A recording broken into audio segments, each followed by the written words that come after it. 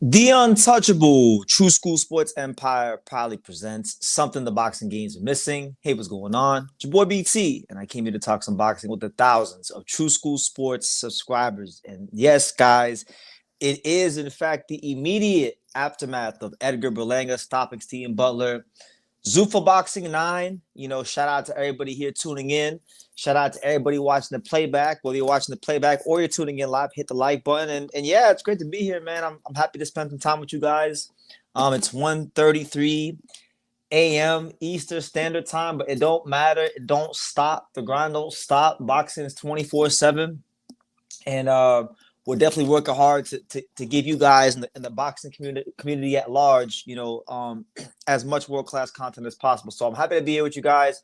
I hope you're as happy as I am to be here, and let's have a fun, productive, 2 hours and some change, because I plan on being here for at least 2 hours, maybe even longer. We'll see what my energy levels are at 2 hours from now. But shout out to everybody here. Now, before I get to the comments, what I can say, and I want to give a big tip of the cap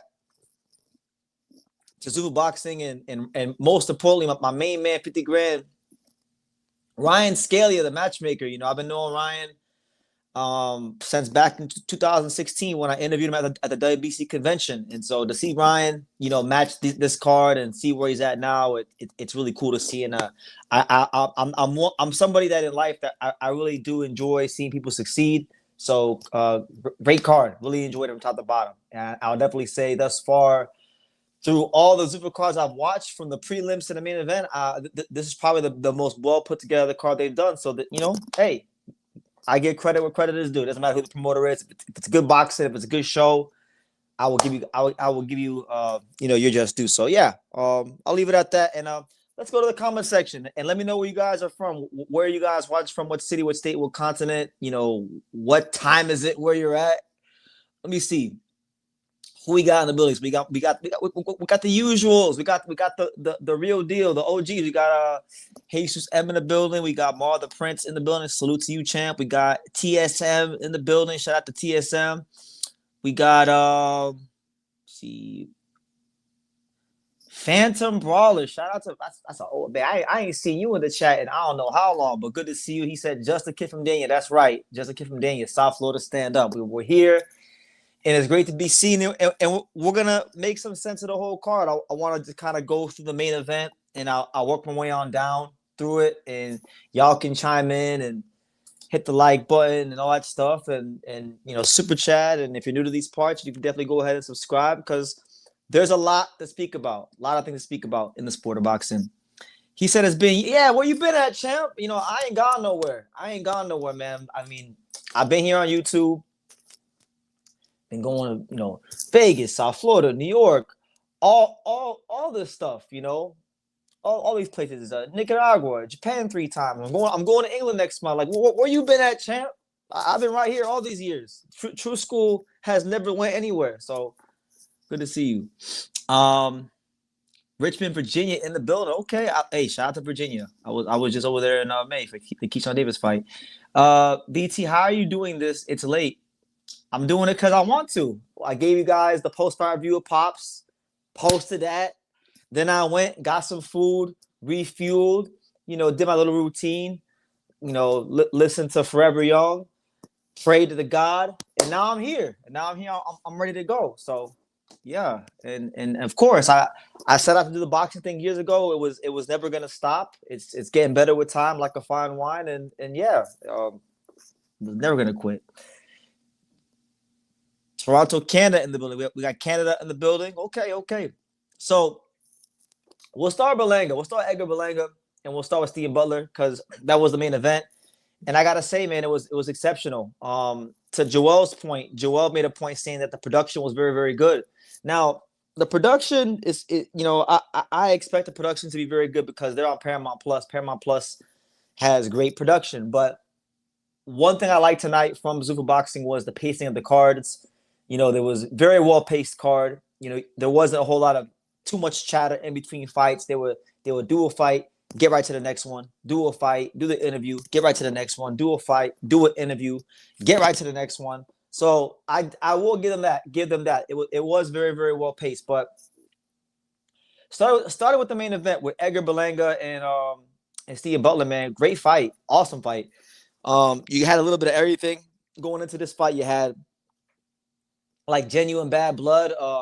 Apparently during the fight, Stephen Butler was calling Edgar Berlanga soft during the fight. That's why Edgar was so revved up and had so much disdain towards him, right? So great fight. It was 7 rounds. Berlanga winds up stopping him in 7 rounds. It was a better Edgar Berlanga. Of course, Stephen Butler is not on the level of the guys he's aspiring to fight, like any of the guys with the belts, like Shiraz in the rematch, or Diego Pacheco, or Billy, or any of that kind of stuff. But coming off of a knockout loss to Hamza, devastating loss, inactivity against a puncher like Butler, there was cause for some concern, because yes, Stephen Butler doesn't have a great chin. He's been knocked out like 4 or 5 times coming into this fight, but Edgar Berlanga, he's in a fragile, vulnerable state. So when you're in a fragile, vulnerable state and you're coming off of inactivity against a puncher, that's always dangerous. So there was going to be some questions asked, and it was going to be incumbent upon Edgar Berlanga to answer those questions. And I got to give him his credit. Edgar, in this fight, I think he showed a very, very educated jab. Very educated jab. There was a lot of athleticism that he has that he's always had, but he was boxing very consistently early in the fight with his jab. And at the end of the second round, Edgar got a little careless. Had a lapse defensively, concentration wise, and Butler was able to catch him towards the end of the second round, knocked him off balance, and it wound up being a flash knockdown. And that was going to be something that was really going to test Edgar Berlanga's mental fortitude, his mental discipline. Would he still continue to box? Would he still continue to use his jab and fight a higher IQ, smarter fight? Now, in the third round, he didn't respond by trying to box. He responded by trying to pack this dude up and get him out of here, right? He was able to hurt Stephen Butler. He had him staggered. Butler had to labor through that third round and was tying him up and things like that. And Edgar, got really careless and wild. He was just headhunting. He wanted a highlight reel shot to the head. Should have went to the body, but got very, very eager and was going to the head. So Butler was able to weather the storm and labor through the third round. And then things settled down a bit. Edgar eventually did get back to his jab and did get back to his boxing, and I think that's what actually allowed him to inevitably in the 7th round get the knockout or get the stoppage, because he got to the point where because Edgar has that heavy thudding power, and when he was putting it together against Butler, he was able to really just Butler didn't even know where he was at half the time. Butler didn't even know where he was at. Butler didn't know anything, and he put his punches together, and eventually the referee stepped in and waved it off, and then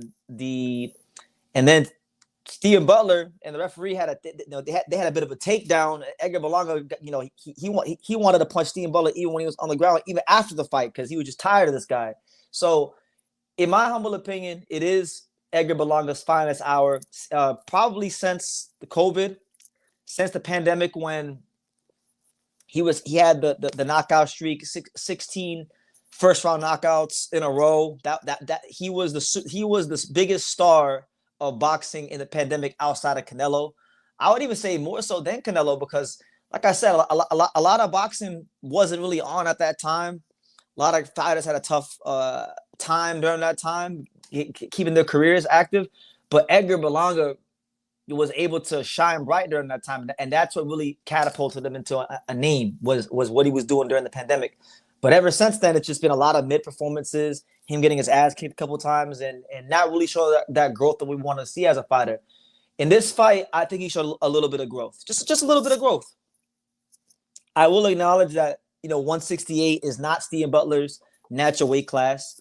I will acknowledge that Steve Butler has already been knocked out like 4 or 5 times before this, but nonetheless, when you consider the circumstances, when you consider what Edgar had going on in his career leading up to this fight, along with what Butler brings to the table, I consider it a good win, and I think there's a lot of good building blocks here for Edgar. Lots of good building blocks. Edgar to me is a guy, and I think Steven Edwards had tweeted this. So I want to give him credit for this because I think he said it perfectly. Edgar is one of those guys where, he doesn't got the fastest feet in the world, but he does have athleticism. He is explosive, but he also has like a really good when he really commits to it. When he really commits to his jab, he has a beautiful jab, and I think he's a guy that more knockouts will come for him if he boxes his way towards the knockouts, not and instead of loading up and getting careless. So I enjoyed it. I mean, a lot of people could sit there and complain and say what Edgar didn't do and Steve Butler ain't this and Steve Butler ain't that. You could always do that for anything in boxing. People do it with some of the greatest fighters of all time. So why wouldn't they be able to do it for Edgar Berlanga, right? But all in all, I thoroughly enjoyed it, and a great win for Edgar, and I'm looking forward to seeing what he does next. I think, like I said in the post-fight review video with Pops, from a managerial standpoint, like I think Keith Connolly is gonna push very, very hard for Edgar Berlanga versus Chris Eubank Jr. That's a big money fight. Eubank is a good fighter as well, and Chris Eubank I would say is a step up in class. Even if he's older, he's a step up in class from Steven Butler. So I wouldn't mind that fight. I don't think he's ready for a Hamza rematch or Pacheco or anything like that. I think he could wait, but definitely a lot of reasons to be encouraged about Edgar Berlanga, who, by the way, Edgar Berlanga is a superstar. A lot of people can say what he is and what he isn't. Like they'll say like, oh, he talks too much. He's a bum. He's a clown. He's limited. He don't fight nobody. But one thing he does do is he gets people talking. He puts asses in them seats. And this is coming off of a loss. This is coming off of a year of inactivity. And that whole theater at Madison Square Garden was sold out tonight. So if he ain't a superstar, then I don't know who is. Straight up. Yeah. Adam Hurley says, I have to admit, I thought Berlanga looked good. He was using his power and pummeling. Yes, punching through the target. And he did a very good job. I got to say, he did a very good job of putting his punches together. It wasn't just one shot. It wasn't like what Tim Tszyu was doing earlier in the weekend. Tim Tszyu, he would throw one nice shot on Earl Spence and sit there and admire his work. Edgar was throwing 3, 4, sometimes 5 punch combinations at times in this fight. So, I can't get mad at it.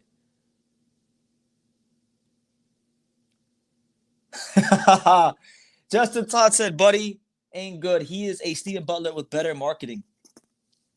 Well, time will tell. I mean, to his credit, he beat the brakes off of Steven Butler in a very entertaining fight. He talked that shit. He backed it up. And, at this level, in this particular scenario, we got to give him his credit. And now, am I sitting here saying he's going to be this, he's going to be that? No, but he did what he needed to do for this particular fight. And shout out to my main man, 50 grand, Sean Tatel in the chat. Good to see Sean in the chat. He says, we in here, BT. Let's talk Shiraz tomorrow morning. I'm kicking it with the fam in LA. All right, Sean. Yeah, me and Sean have a lot to say. Me and Sean have quite a lot to say about Hamza Shiraz. Hamza Shiraz going 12 with Simon from Germany, not to be confused with Simon Cowell, but Simon from Germany. Y'all was acting like we was crazy for saying Diego Pacheco has a chance to beat him, but we'll have more to say on that later on. Stay tuned for that. Yes, Sean, he's a superstar. Yes, he's an absolute superstar. Okay, if he's not a superstar, if Edgar Berlanga is not a superstar, I want you to tell me how many fighters in the United States of America could come off of a knockout loss, not fight for an entire year, and sell out the theater at Madison Square Garden. How many can do that? It ain't much. You probably could count them in one hand. And he's saying that I'm showing my Boricua colors. No, man, no. Edgar Berlanga, I don't think is no pound for pound fighter. And he might not ever win a world title. Okay, but for whatever. He's polarizing. People talk about him. People either love him or they hate him because they say, "Oh, well, he wears jewelry and now he's a reggaeton artist and he's got tattoos and all this bullshit," right? So he gets people talking. He makes people feel something. It doesn't matter if it's good or if it's bad, but he makes people feel something, right? And when you make people feel something, they might be more inclined to see you, pay to watch you fight. And it doesn't matter. It doesn't matter if they pay to watch you win or if they pay to watch you lose, as long as they pay. So that's why I'm saying that. You know, there's so many fighters in the boxing right now. There's so many fighters in boxing right now that are great fighters, that are awesome fighters, that are very skilled fighters that can't even sell tickets. And you know, he says that's a low bar for being a superstar. There are no superstars anymore, brother. LOL. Superstar is a household crossover name that sells 10 millions of home. Okay. Well, I'm talking about, in this era, Sean. I know, listen, boxing is not what it used to be.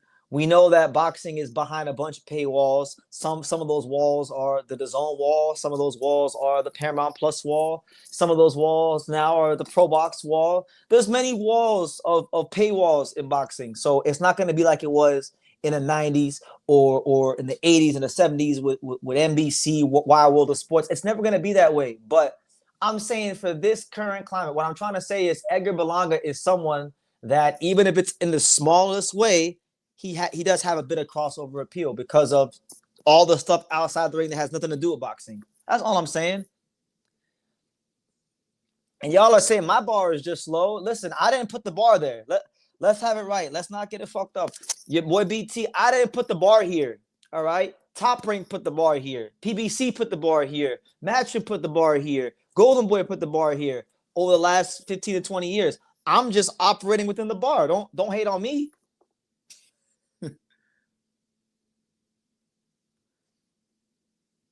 Yeah, man. He listen, in the UK, they got Johnny Fisher and they got the Romper Army. This is our Johnny Fisher. All right.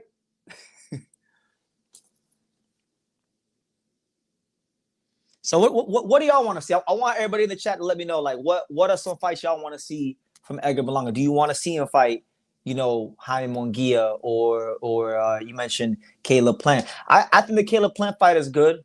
Caleb Plant needs to do something. If he wants to box, he needs to do something in terms of, rebounding from the Resendiz fight. Him and Berlanga is obviously a big rivalry fight. So I would like that fight. I really want to see Berlanga versus Diego Pacheco. I'm itching to see Diego Pacheco in a big fight, even if it's not against Hamza Shiraz. I remember that was a fight that I was talking about with Keith Conley 2 years ago, and obviously they were focused on Canelo, and rightfully so. Canelo was and is the big money in boxing, but I think that's a great fight. But like I said, I would expect more like Chris Eubank Jr. just because of everything that fight would bring. The UK market, Eubank being a big name, big money. So that's what I'm saying. That's what I'm saying, champ. Then everyone in the chat hating and envying and talking all that shit. Listen, my man right here, City by the Bay, knows what he's talking about. All right? You guys are forgetting. And if you forgot, let me remind you, okay? He went 12 rounds with Canelo, all right? A legend. A lot of these fighters didn't fight a legend like Edgar Berlanga, in case you forgot. Berlanga is like the Puerto Rican version of Ryan Garcia. They're big and talented, but you can't really say that to Ryan. To be fair to Ryan,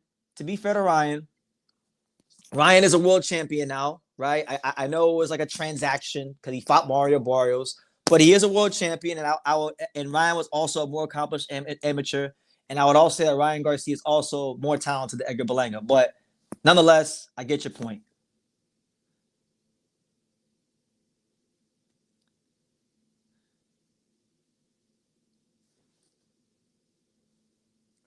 That's what I'm saying. That's what I'm saying, Sean. Like, who else in the fight game is gonna have a parade coming off of a loss? And it's not even just the parade. It's also the media tour that he did. This dude did a whole media tour just to tell the world that he went 12 rounds with Canelo. So all of y'all are hating on Edgar Berlanga, saying that, he's a clown, he's this and he's that. And I'm like, nah, I learned from Edgar Berlanga. This man turned a loss into the ultimate win. And I looked at that as like a lesson for life. You could either lose and hang your head and be down in the dumps and be where people want to see you, or you could be like Edgar Berlanga and you could turn an L into a big W. So, hey, superstar status, like he said, superstar status. Let's be real, though, guys. Let's be real. For all of you saying that he's not a superstar, how many boxers currently active? How many boxers currently active can even transcend the boxing community at all? Right? Like, there's plenty of great fighters that have pound for pound skills, can do a lot of great things in the ring, but they don't really have the personality. They don't really do anything that could probably make any sort of noise outside of the boxing community, right? Edgar is one of the few guys that I think can do that. And he fought Canelo. He went 12 rounds with him, so there's that. And MEZBX, a New Yorker, is saying, look, we're not trying to see no damn Edgar Berlanga, Chris Eubank fight. Listen, I hear you, champ. I hear you. I'm just going off of what I've heard Edgar say and Keith Conley, knowing how Keith Conley thinks. I've really studied Keith Conley over the years, and he's going to do what's the best from a monetary standpoint. You understand? And I just think, Eubank being a big name, being from the UK, having a big following, that's a fight that they're going to really shoot for. I'm not saying I want to see it, but, yeah, Sean, the punishment that Edgar dished out on Canelo. You seen what he looked like when he fought William Skoll right after? You seen that shit. That's because he fought Edgar.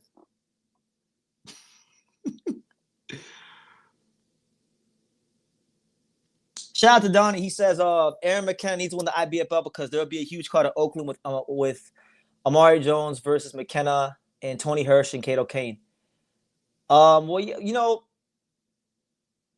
Yeah, I think Amari Jones is gonna fight the winner of that fight and probably become champion next year. Amari is a good fighter, but I think how good he is gonna be a little bit exaggerated just because the division is historically bad.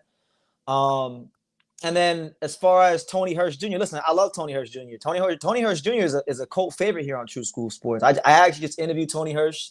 That'll be out in the coming days. We had a great conversation. I was there. I was there when he sparred Angelo Leo, and I got a chance to see him work a couple times, and really good fighter. So listen, I love the Bay Area. I'm looking for any excuse to go back. Hopefully that what you said plays out.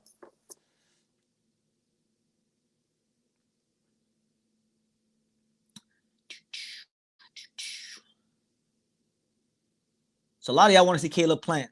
Caleb Plant's the one that y'all want to see. And I want to see it too. So Justin Todd is not happy. My main man, Justin Todd, is not thrilled about what he saw last week. So here's what he said. He said, the level of fights this weekend were complete shit from ring and no limit. And we need Zuffa to succeed because there's no money for the best to really fight the best. I wouldn't say we need Zuffa to succeed. I would say it would be good for the marketplace if Zuffa could be a good competitor so that the other promoters can get their shit together. But I wouldn't say we need them to succeed. We don't really need anybody to succeed. Boxing is dog eat dog. So either you're going to do well and find your place in the market, or you will fade into the wind, and you will fade into the abyss, and you will fade into the doldrums of irrelevancy. So I don't know if I agree with the need part, but to the first part of your comment, yeah, I mean, it wasn't the greatest week in box history. In fact, it was kind of like a garage sale. It was kind of like a throwback week in a sense, because you had Demetrius Andrade fight this week, Tyson Fury fought this week, you had Errol Spence fighting this week. It was literally like a throwback to 2019. It was 2019 fight week, because those are all guys that were popping off in 2019.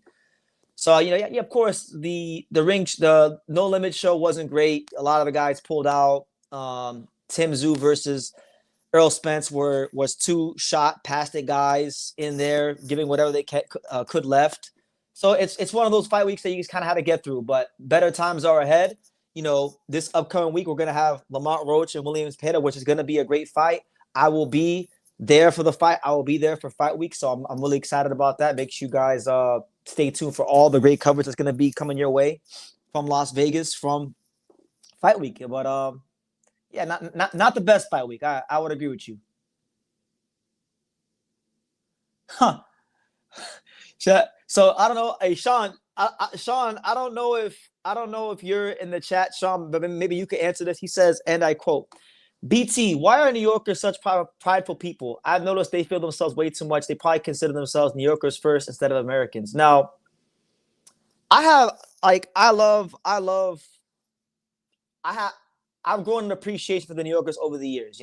I'm from South Florida, and to be fair, I'm a very prideful South Floridian, I'll probably even say I'm a South Floridian before I'm an American.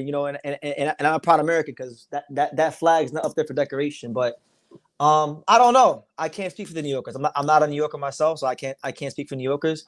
But what I can say is that New York is a city with a lot of history and culture and pride and a lot of great places to eat. And there's a lot of cool things that have come out of New York. So I would say that's probably a reason why, you know? He says it's a special city in hometown. Being a New Yorker feels like being from a separate nation, ethnic group. But as a former New Yorker, yes, it can be annoying. Yeah, it can be, you know? You can hate on Muratai ringside. Now, I'm going to reiterate to you, Raw Dog, because he was in here talking ridiculous the last live. I don't care. Like, if y'all want the blunt truth, because it's almost 2 a.m. here on the East Coast. If y'all want the blunt truth, there's really, in the whole sport of boxing, there's probably less than 10 fighters I really give a fuck about. And that's like, and most of them are fighters that I know in like real life.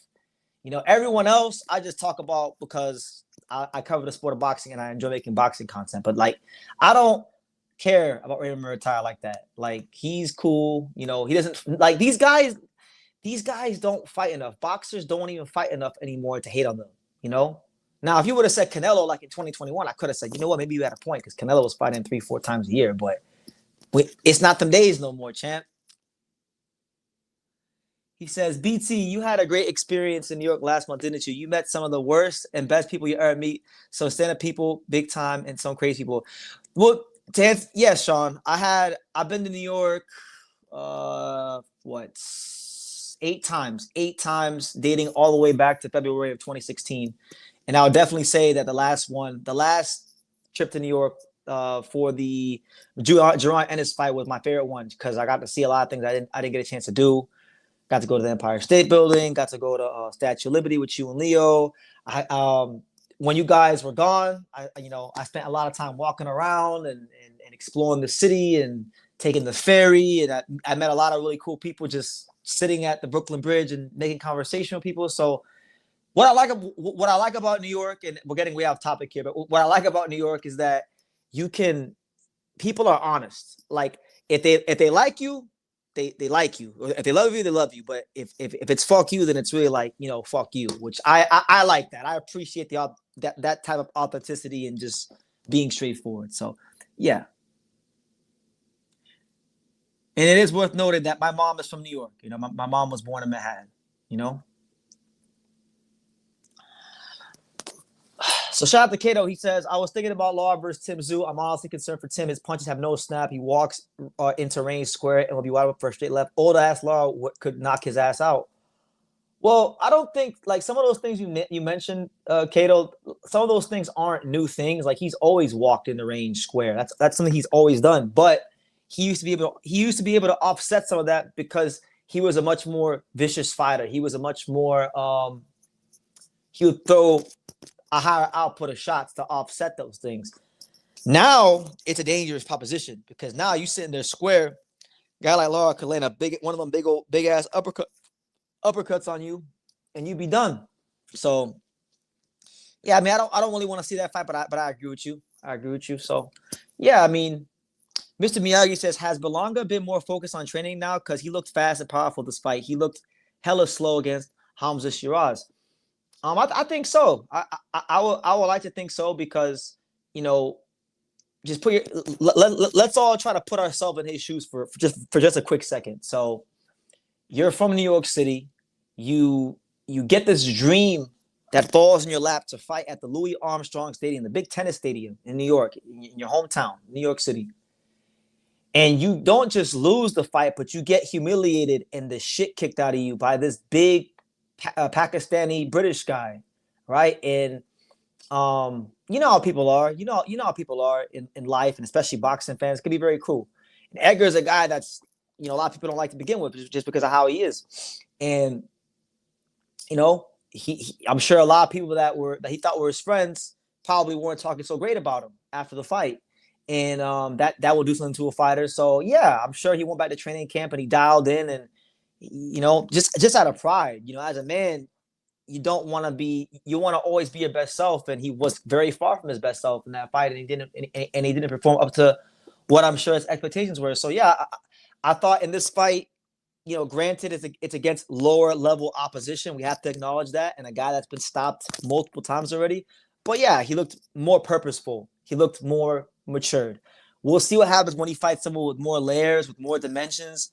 But for now, it's good.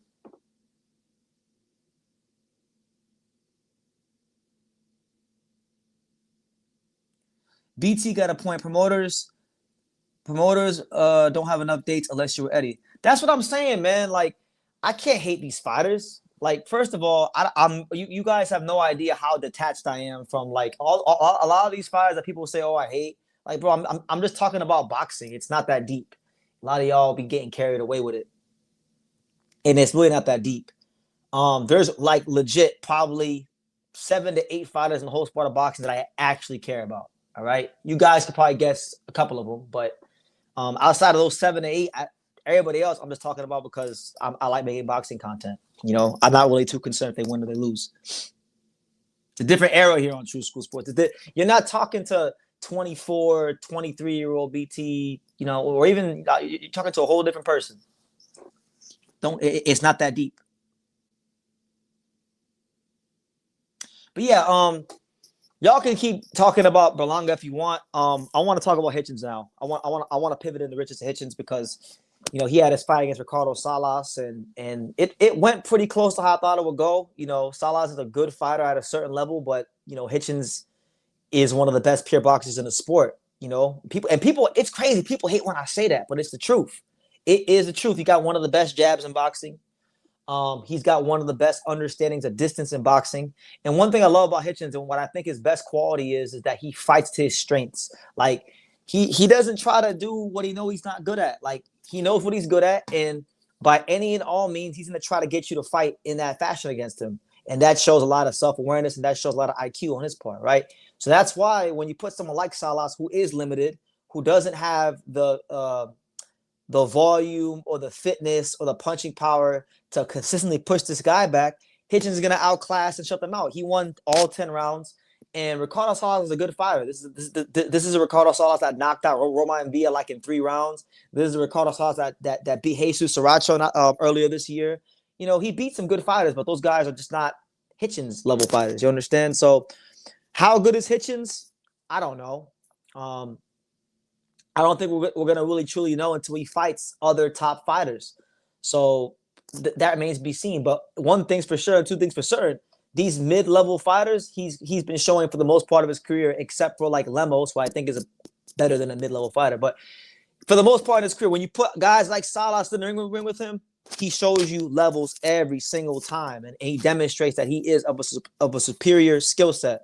So as far as his 147-pound debut, could he have gotten a knockout? I think so. I think he probably could have stopped him. He had mentioned that him and his coach, his great coach, shout out to Lenny Wilson, who does a great job. He had mentioned that around the 7th round, he hurt his right hand. And obviously, if you're a fighter and you hurt your right hand, that's going to play a factor in, you getting a stoppage and you pressing forward and throwing more punches and trying to punch through the target. So, he was winning. He was never really in danger. He didn't really have to get out of first gear for Ricardo Salas. And it was a very, very clear, concise boxing masterclass. So this now puts him in a position where I feel like, okay, you're at 47 now. Boxing's in an interesting state now, so we don't know which fighters he could fight, but he's talked a lot about fighting Devin Haney, which I'm shocked because my dad, Pops, y'all know Pops. If y'all watch this channel, um, Pops likes more aggressive fighters, and I was shocked when he said that he wants to see Hitchens fight Devin Haney. Um, and you know what? I wouldn't mind seeing that fight because Sean Zattel made a great analogy. We joked about this in the past. If y'all listen to Biggie Smalls on one of his albums, he's got a skit called the Mad Rapper skit. It's basically about this rapper that has been putting in all this work for all these years, and he's mad because he feels that the general public isn't recognizing his skills. And we feel like Hitchens in his interview sounds like the Mad Rapper from that damn skit on the Biggie Smalls album when he talks about all these other guys and how they're getting the shine and he's not. And I want to see the Mad Rapper get his shot. I want to see him get a fight against Devin Haney. I would like that fight too, just because Devin Haney is looked at to be one of the best technical fighters in the sport. But I also think Hitchens also has one of the best jabs in boxing. So I'll like to see them box, even though some of y'all may say it might be boring. I'll like to see that fight because those are two elite, jabs in the sport.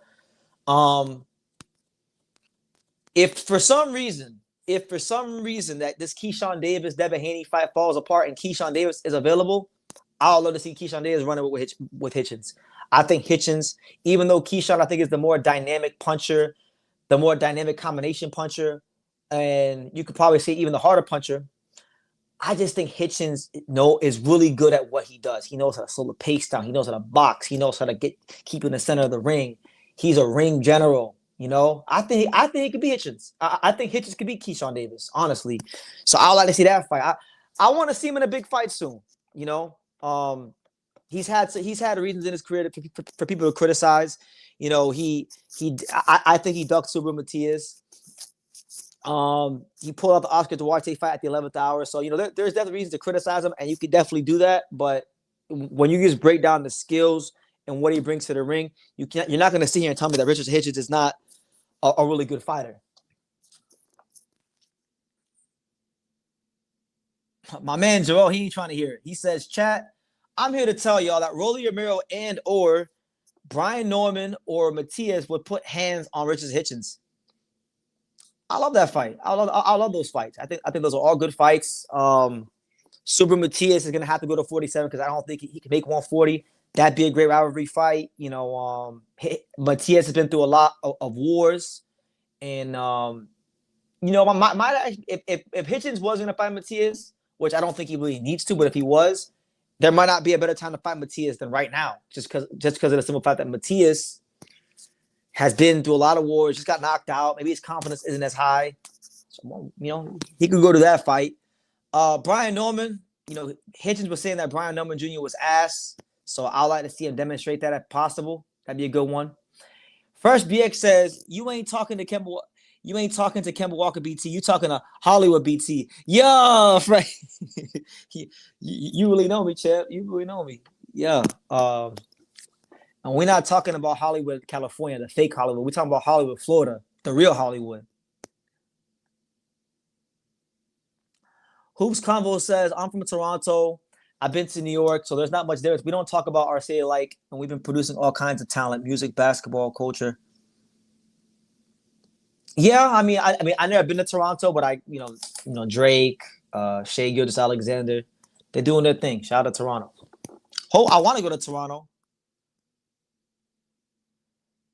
TSM says that he wants to see Ricardo Salas versus Jin Sasaki. That'd be a good one. That'd be a good fight. If Jin can get this next fight against David Samaju in Japan, less than 2 months from now, I actually think that'd be a good step up for him. And I want to see him box a bit more. Jin has a nice jab.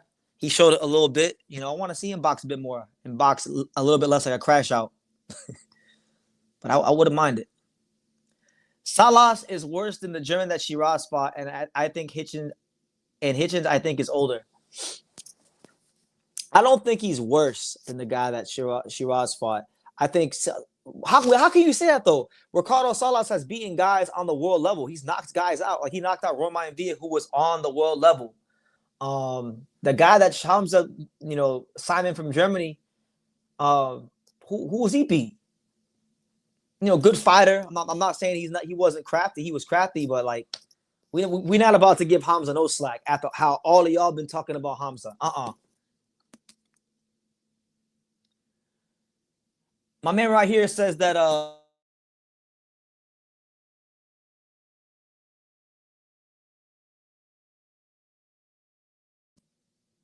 low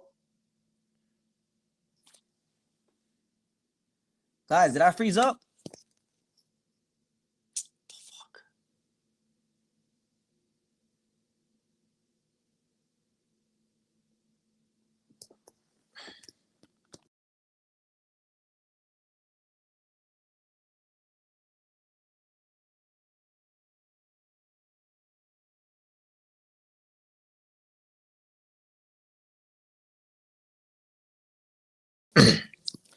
Guys, can you see me?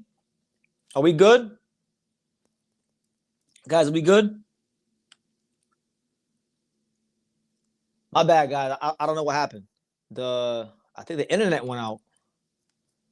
Guys, can you see me right now? Because the internet in my house went out. But thankfully I got data on my phone. Can you guys see me right now? It says you're good. We're good. Okay, so we'll make it do what it do. Thank you guys. But what were we talking about? Oh, Hitchens. So yeah, this fight with Hitchens versus Salas, it was a IBF eliminator fight. We all know that Liam Paul just won the IBF belt recently against Lewis Crocker, and we know Hitchens already beat Liam Paul at 140 for the IBF belt. So he won this fight. He's now the mandatory challenger for Liam Paul. If what I heard was true, so why not run it again? I'm sure Liam Paul is gonna want to run it again and try to avenge his loss. And Hitchens is gonna have no problem with it because he had a very good performance against Liam Paul the first time they fought.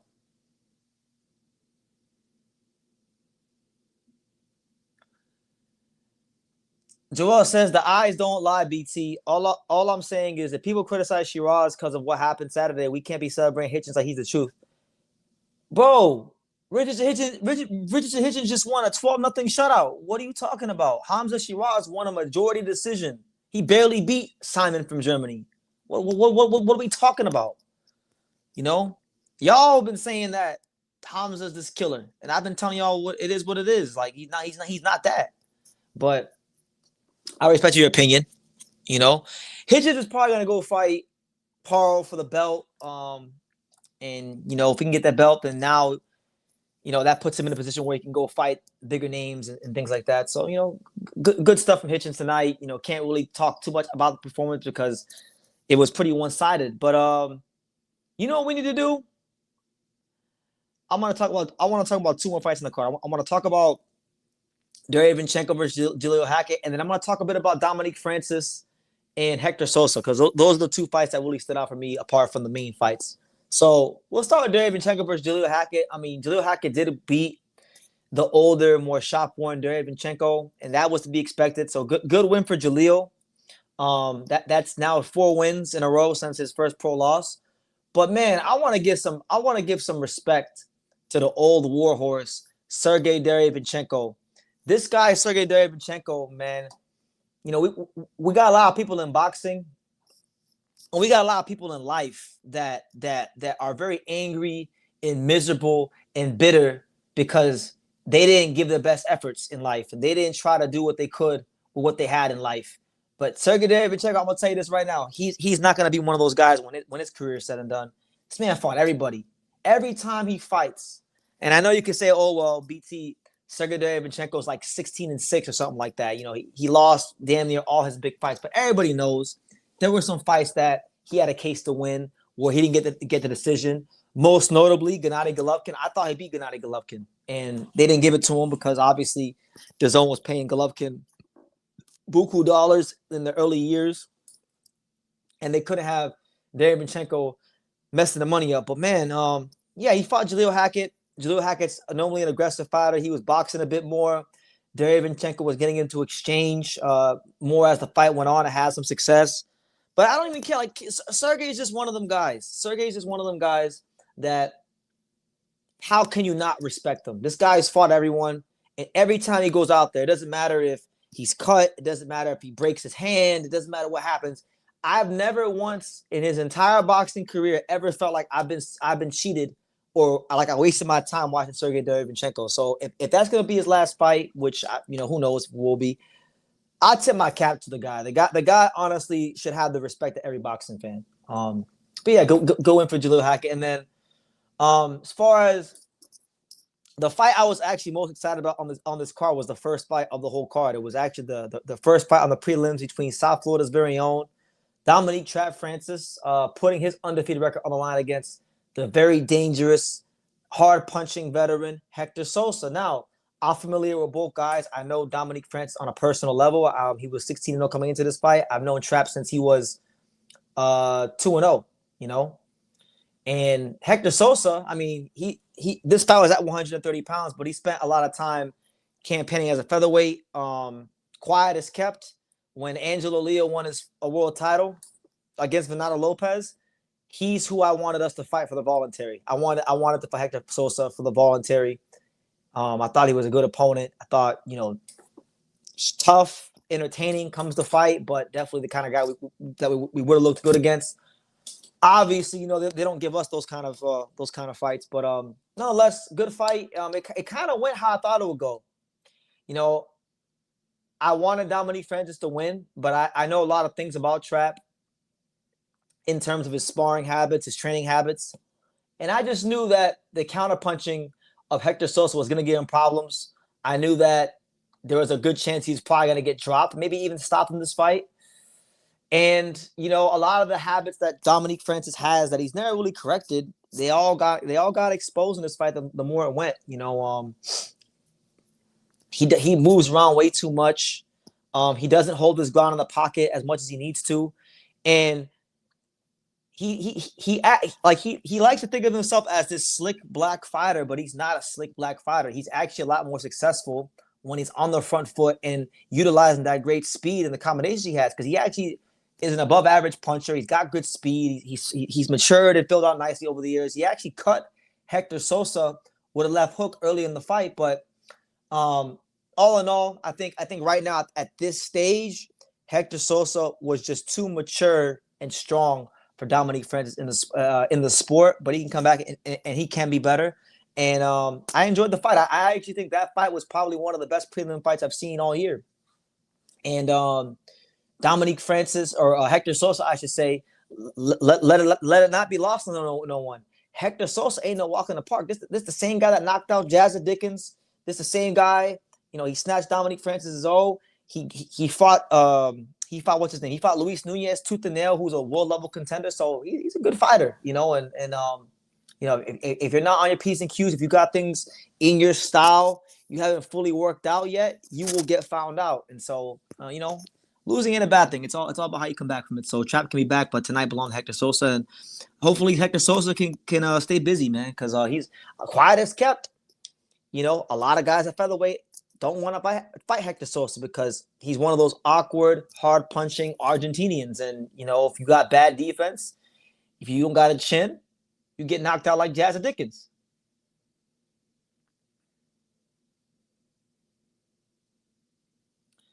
Donnie says, a lot of Japanese fans seem happy about Zuffa boxing being added to you next.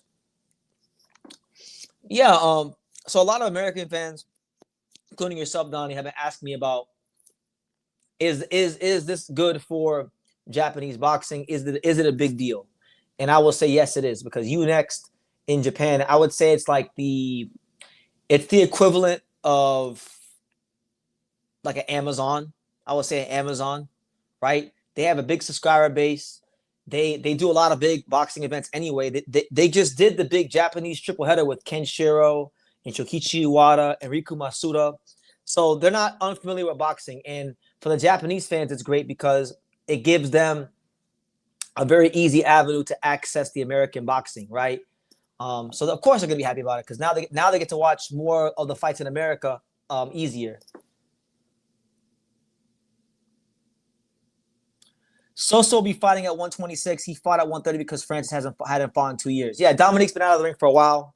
It's been hard for him to get fights, just like it's hard for a lot of guys who don't have a major promoter to get fights. And like hopefully that he can stay active, Trap, and apparently a lot of you guys are bringing it to my attention that Dominique Francis and Hector Sosa actually won the bonuses. So amazing, beautiful. Really happy to see that Dominique Francis got recognized and Hector Sosa got recognized for the great fight they put on. If you didn't see it, I would highly advise everybody to go watch that first fight on the Zuffa prelims. It was, I would say, outside of Berlanga, outside of Edgar Berlanga and Steve Butler, I would say it was the best fight of the night. Because both there was a lot of ebbs and flows. There were, Trap was cutting. He was cutting up Hector Sosa with all the punches he was throwing, and then Sosa, dropped Dominique and had him hurt another time, and was very dangerous every time he threw between the shots. So it was a really good fight, and both guys, when you have fights like that, you can't really say there's a winner and a loser. I think both guys acquitted themselves very, very nicely. My man Al the Power, what's good, champ? And he's not wasting time. He has a low tolerance level for I guess you could say white people in boxing. He's always talking shit about white people. He says Ukraine dudes are the only good Europeans that can go 12 rounds with the Latinos and the brothers. Shout out to my man Al the Power.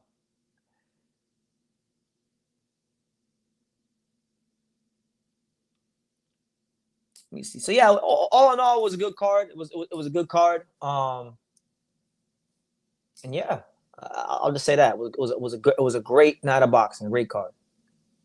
I know, and I want to give a lot of respect to my main man, and now I can say his name because they finally said his name on the air.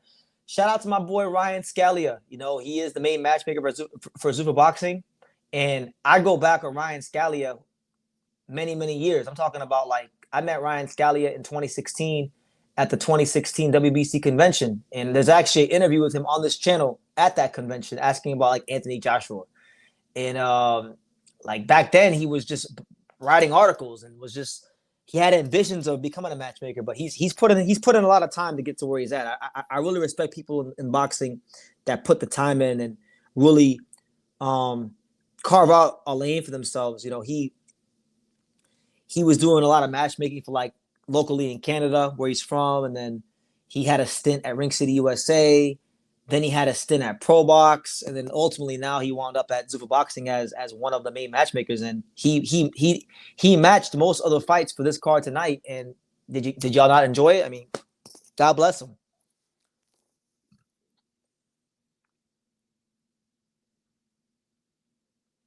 I mean, Joe Smith Jr. Joe Smith Jr. Joe Smith Jr. gave people some problems, and he's not Ukrainian. He's white. He's from New York.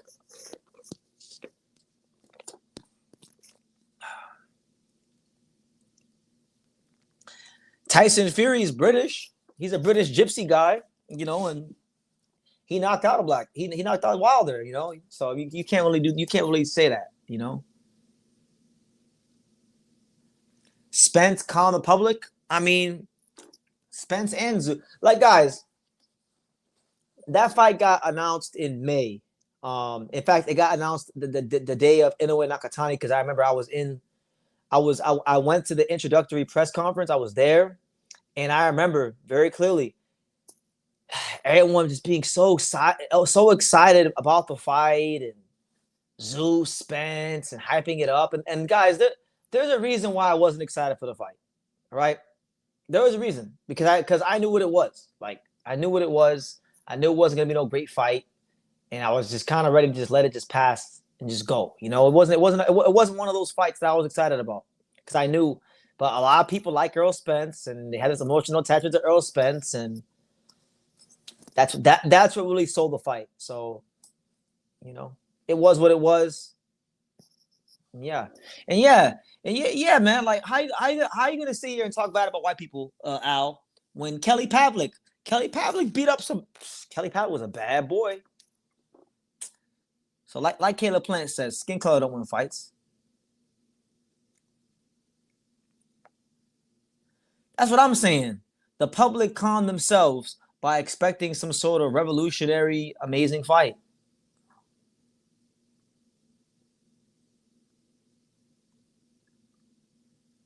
Is you next bigger than Lamino? To be honest, I actually don't know. I don't know the numbers, so I'm not gonna bullshit you and act like I know how many subscribers Lamino has versus you next. What I can say is that from what it appears that Lamino is bigger than you next. I feel like Lamino is bigger than you next because Lamino is where all the Inoue fights are. Inoue is not fighting on you next in Japan. He's fighting on Lamino. So based on that, I would say Lamino, but I'm not entirely sure.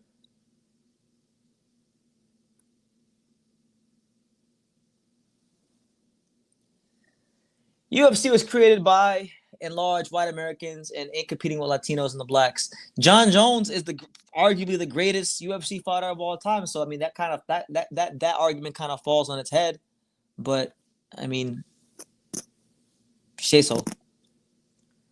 Let's do a collab. I just started a channel.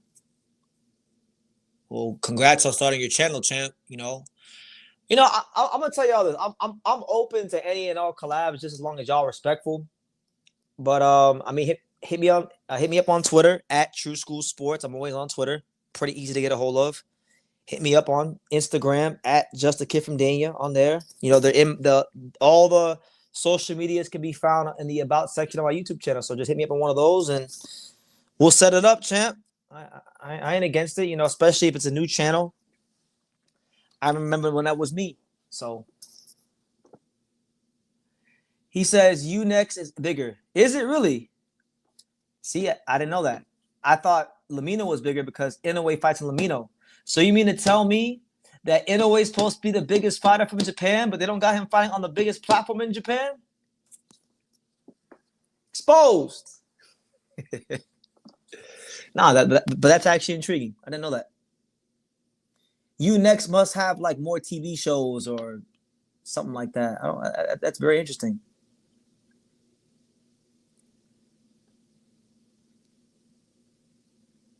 But shout out to everybody here. It's your boy BT, Brennan Taylor, the untouchable True School Sports Empire. We're just here at 2:30 a.m. in the morning, just giving y'all some world-class boxing talk and fleshing out some more thoughts in this fight game. I kind of already ran through everything I wanted to say about the Zuffa boxing card. There's not really much more that I could say about the Zuffa boxing card. But if y'all got any questions related to the Zuffa boxing card or anything else in regards to boxing, or even you got a non-boxing question, y'all can go ahead and ask one of those. Fuck it, why not? It's 2:30 in the morning. True School After Dark. He says, did Otto Wallin die? And looked like it. He got knocked out pretty bad. He got knocked out really bad. But thus far, there have been no reports of him dying. Hopefully not. Lamino is a newer thing for boxing. Inoue is building it. Okay. That's what I mean. I knew it was a big platform, but I just assumed it was big because I assumed that it was bigger than you next because of the fact that he was on it and he's the biggest name from Japan. So that's good to know. Is what's the other one? Is you next? So because y'all seem to know the number better than me. Is you next have more subscribers than Abima TV? Because Abima TV seems to be pretty big in Japan. Lamont Roach versus William Zepeda. Break it down, BT. Great fight, man. Awesome fight. A real true 50-50 fight, in my opinion. You got two fighters that have made their living in the pocket. They're two fighters that like to rumble. I think for me now, I went back and forth on it, but I think the pick that I've settled on for this fight is I got William Zepeda winning a close fight, maybe even a controversial fight, because Lamont Roach is a guy that, as many of us know, loves to leave fights close. And if you're fighting in the pocket with a guy like William Zepeda, and you can't move him back, and you're not the superior puncher, which I know Lamont can punch. I know he can punch, but I don't view him as like the kind of punch that's going to keep William Zepeda off of him for 12 rounds. I just think Zepeda's going to keep coming, and there's going to be a lot of volume. So I would say Williams Pitta probably wins a close, maybe controversial decision, and it ends the streak of draws. But I'm gonna tell you all this right now. If we get another draw in a Lamont Roach fight, I'm gonna go make a T-shirt. Like, you know how they make T-shirts for the NBA Finals when the teams win the championship? I'm gonna make a T-shirt because it's a three-peat. Lamont Roach went back to back to back draws at the world class level. And when was the last time that happened? So, I think for Zepeda, obviously the game plan is going to be to be in the pocket and get downhill and outwork Lamont Roach, right? For Lamont Roach, you're going to have to sit down on your shots and get this man's respect. If you can push Zepeda back on his back foot long enough, then there's going to be a pathway for you to possibly outwork him and maybe even break him down. But if it's a fight where Zepeda is able to hold his ground and get his shots off, I think he's winning a close decision because he will outwork Lamont Roach. But a great fight. Really excited to be there.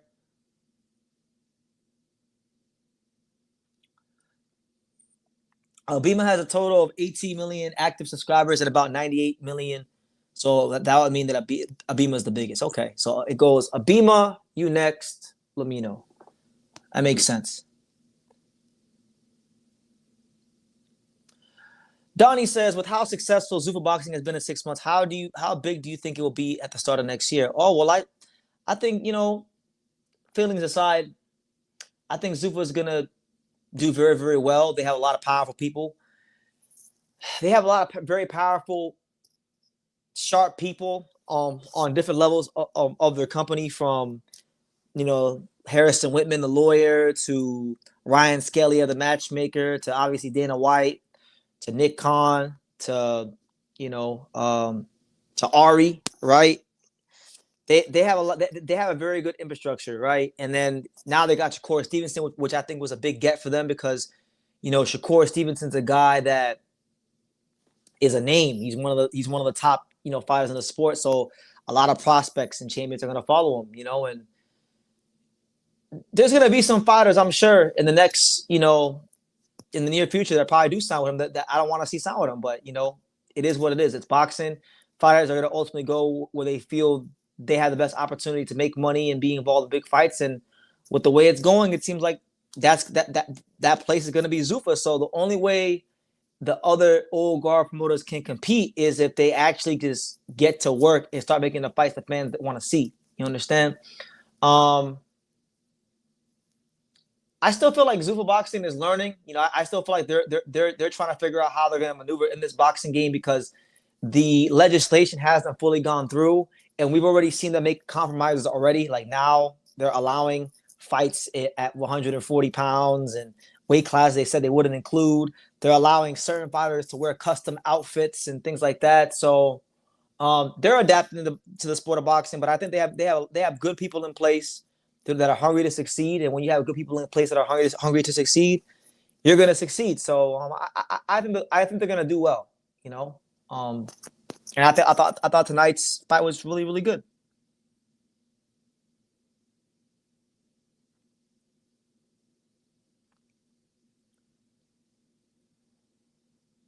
Yeah, but the thing is, like Lamont can punch like when he puts them together, but he's not like a one punch concussive guy. You understand? So if he can't get off those shots, that succession of shots against Williams Zepeda, that might not be a factor. That might not be as big of a factor as you think. And listen, I'm not gonna lie to you, man.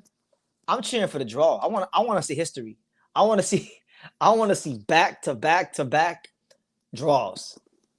That would be impressive.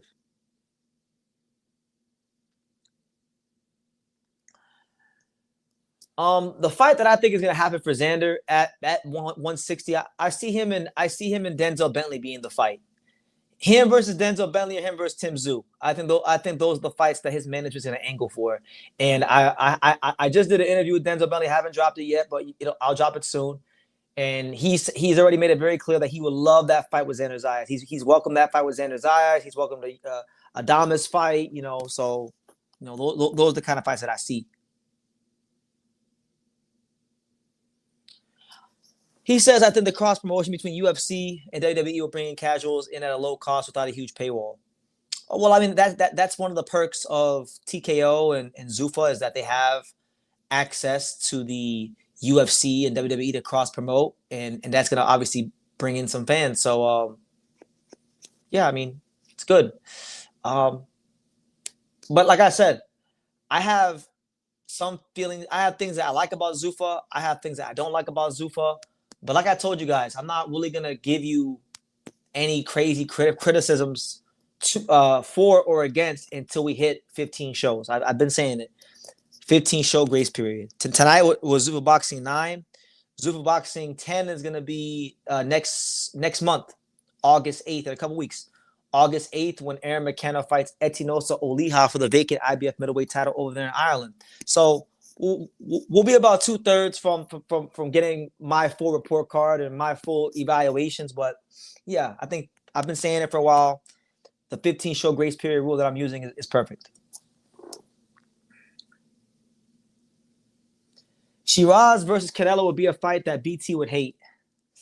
I would hate it only because it's like I'll call it the Turkey Bowl. You know, it's like Turkey has a hard on for both fighters. So for that reason, I don't like it. But surprisingly enough, if they fight, I'm going for Canelo. I want Canelo to win. Yeah, see, because at least with Canelo is actually like a great fighter. You know, Canelo's actually was a pound for pound guy. Y'all are doing too much for Shiraz, so I'm going for Canelo if they fight, which might come as a surprise to some of you guys. Fresh BX says, man, what's going on with Adamas? It's time for him to get a big fight. I'm tired of seeing Turkey forcing Shiraz on my TV. Well, maybe someone on Adamas' team has to find a way to get him to sign one of those Ring Magazine propaganda ambassador deals that Hamza Shiraz has.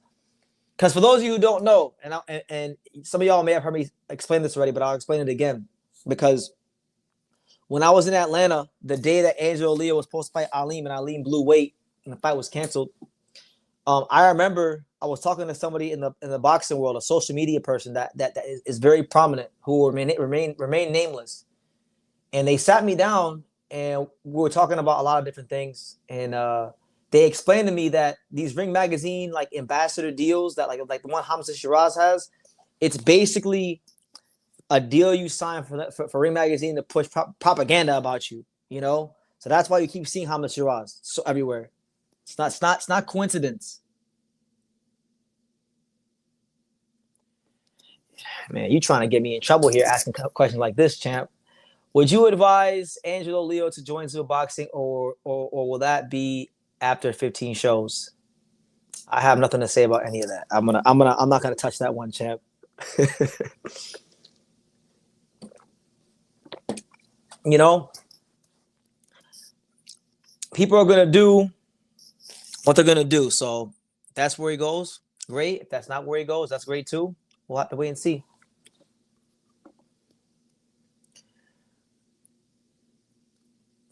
I don't know who you are, champ, but April Fools is April.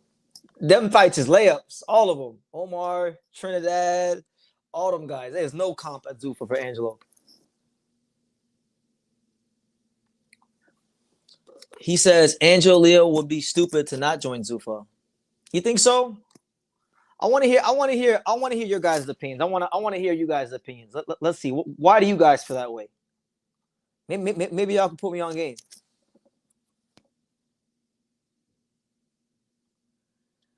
I want Angelo to be a full top rank fighter and not be a Pro Box TV. See, I can't avoid it. I be trying to not talk about Angelo, and here we go. We talking about Angelo. You know, I mean, yeah, but that's just not what it is right now, champ. Unfortunately, it sounds like Leo is going to Zuffa, and BT is not happy about it. I mean, I'm happy for anybody. You know, I've reached that point in my life where, you know, I'm happy for everybody.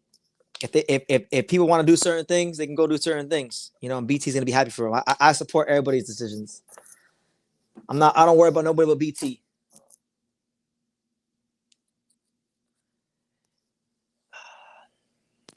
Sure.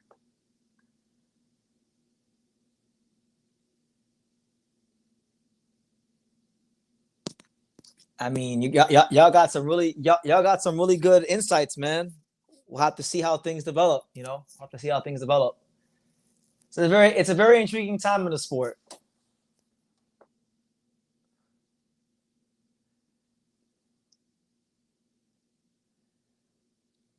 April again.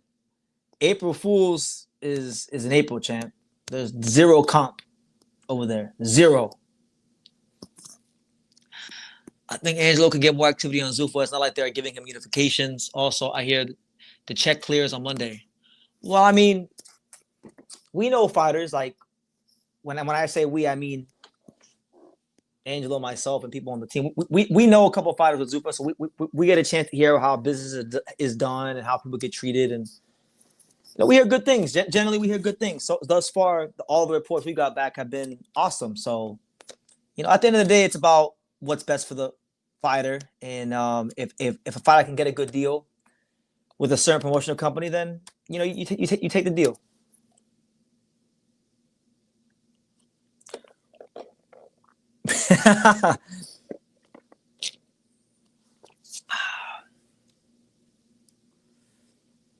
Yeah, I mean it's cool. It's cool. I had bigger ambitions than that, but I mean I get it. I have way bigger ambitions than that, and let's just change the subject, guys. Let's talk about anything but that. Anything. We can talk about anything you want in boxing, but Angelo, Leo, and Zuffa boxing. Talk about anything but that.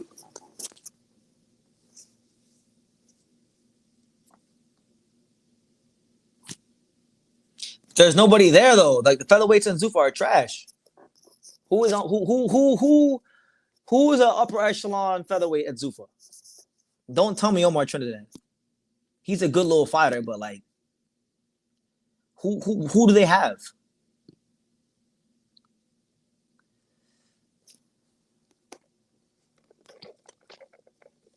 I disagree with that one, champ. I disagree with that one. If he signed there today, he'd be the second best fighter on the roster easily. He'd be the second best fighter on the roster. Inoue said that he wanted to fight before February but couldn't because of the Bam fight. He also said he will not fight anyone else in Super Bantam if Bam cannot fight in February. He said featherweight. Listen, when it comes to him, Inoue, in 126, I don't listen to nothing he says no more. I've been sitting here for like 2.5 years looking at every last little thing he says about featherweight, and he still ain't here yet because him and his dad know what's going to happen to him become the 126. So, until I actually hear that he signed to fight someone at 126, I don't even want to hear about what he's doing at 120, what he's thinking about doing, dragging his feet, twiddling his thumbs. It's funny that you joke about that because Stephen Fulton fucking ducked the Angelo Leo rematch. He had an offer on his table and he went to 130, but they don't tell you that part.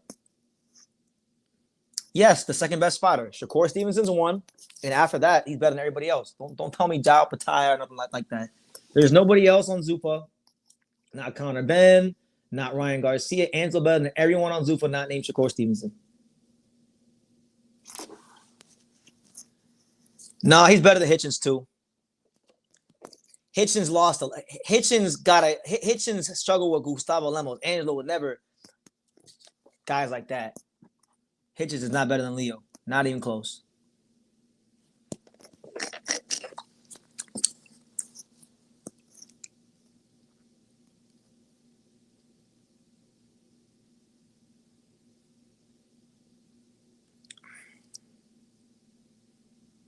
Can you spell who was trying to make the Fulton versus Leo 2 fight?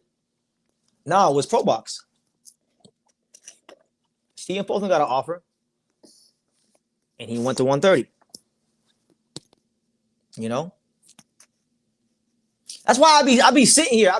I be sitting here, and you guys like say certain things to me, and like I really be knowing what's going on. Like he had an offer to do the damn rematch unification fight, and he ran at 130.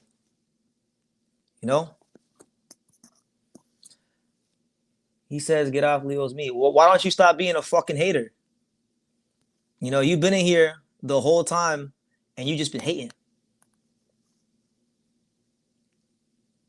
You know what? You're done. You're done, champ. You're done. You talking crazy? You talk crazy no more. Fuck up out of here.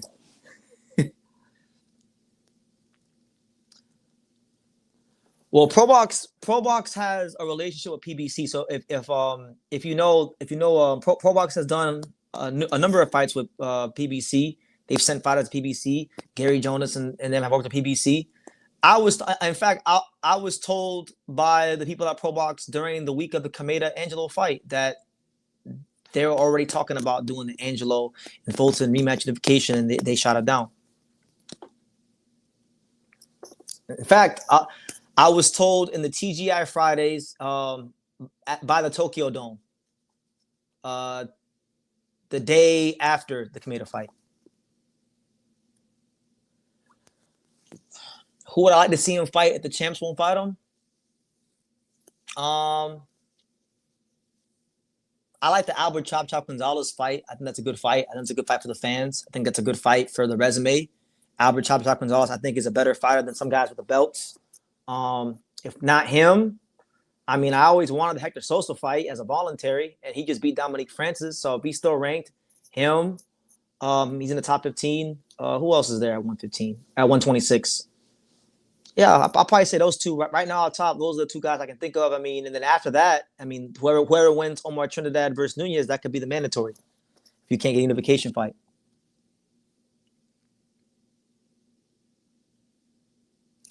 Yeah, so I mean, I guess it was part of God's plan. Like, you know, it wasn't gonna happen, and it is what it is. Like, he went to 130, blew weight there, went up some more, blew weight there again. So I mean, in retrospect, in hindsight, it's a good thing that didn't happen. Omar and Sosa. I mean, well, Omar is gonna. If Omar beats Luis Nunez, that's gonna be his mandatory. So that's what I'm saying. Like, gonna have to probably go there anyway. But if I gotta pick, I want to do Albert Chop Chop Gonzalez. I want to do Albert Chop Chop Gonzalez. Good fighter. And if not Albert Chop Chop Gonzalez, I would like to fight Sebastian Hernandez Reyes. I actually had a chance to interview Sebastian Hernandez Reyes. I'm also gonna post that one soon. And he told me that he is now a featherweight because this fight against what's his name? This fight against what's the guy's name? He's fighting Kameda, Kiyunusoge Kameda in Osaka, and he has a fight before that on August 8th in Mexico, and whatchamacallit, and that'd be that fight's gonna be a featherweight. So if he's at featherweight, I like that fight. He's a good fighter. Makita Nakano, why not? Why not, champ? Chop Chop is smoking Leo. He's a good fighter. I take him more serious than I do Bruce, but no, he's not beating Angelo either.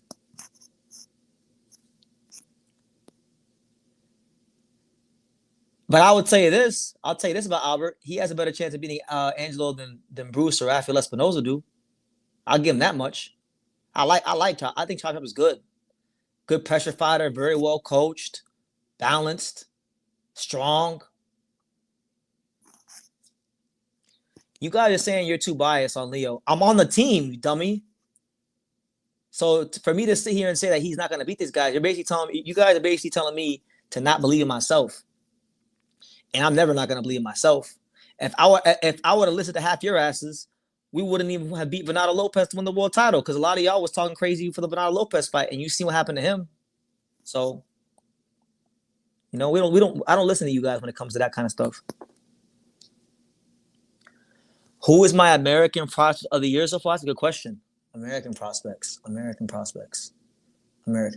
We got throw some names out there. I mean, we got trying to think who's a good prospect right now. I want to say Chop Chop Gonzalez, but he's not a prospect. He was a prospect last year.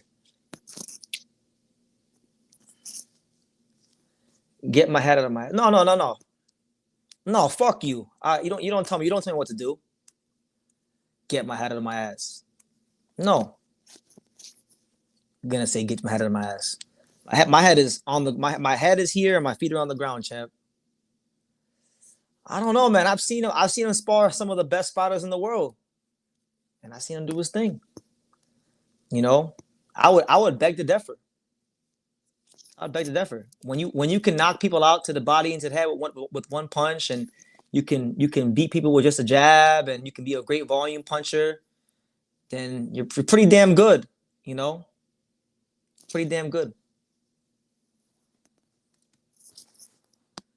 Yeah, Venado. Yes, yes. To quote my post-fight review video from that fight, Venado this, Venado that. You know, it's unfortunate. It's unfortunate that the stuff behind the scenes has gotten in the way, so that we could have more nights like that. But God has a plan.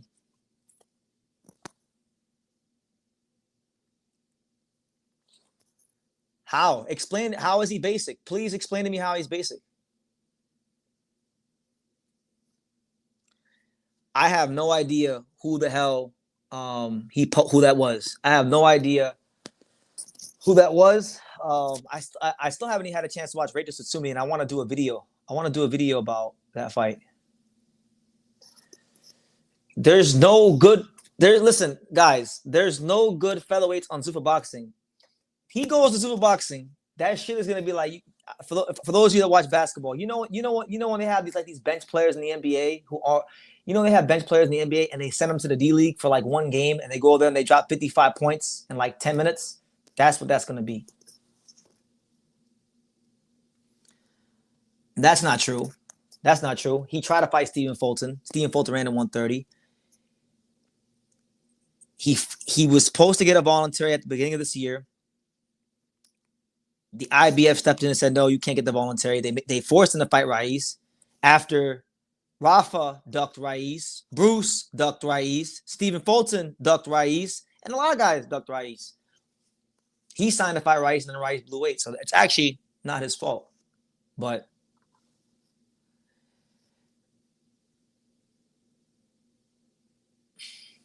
Tony Hirsch is the truth. I like Tony Hirsch. Tony Hirsch can fight. Tony Hirsch can fight. He's probably my favorite fighter on Zuffa boxing right now. If I gotta say, if I had to pick a favorite fighter from the Zuffa stable, my guy is Tony Hirsch.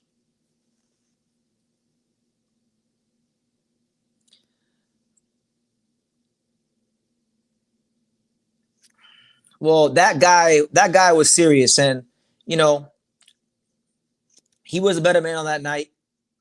He was the better man on that particular night 5 years ago. But there's a lot of things about that fight that you guys don't know about. But we don't make excuses on Team Leo like a lot of your fair fighters. But there were a lot of things behind the scenes in that fight that one day will come to light years from now. But he didn't run for that rematch. He wasn't trying to get that rematch, and we know why. Reito Sutsumi is a monster. He's going to be special. I like Reito, man. I like him. I hope they let him start boxing in Japan soon because he's boxed all his fights in Saudi and in America, which is good. It's getting him international exposure. He is getting some notoriety, but let's start building him in the home market at some point. Reito versus Ford. Who do I got? Well, Ford can't even make 120. Was it 130? He's at 130 now. They're not even in the same weight class. They're a weight class apart. But I mean, shit. If they were in the same weight class, I'll go Reito. I don't know about that one, champ. When you got the best fighters in the division avoiding you and acting like some hoes behind the scenes, you can't really say that. You guys be believing ESPN and all these promoters that sell you guys this illusion that Espinoza and these guys are this and that and they don't really want to fight. We've been trying to fight them guys, like really trying to fight them guys. How do you think Tony Hirsch would do versus 10-0 Russian Dario Kuchmanov?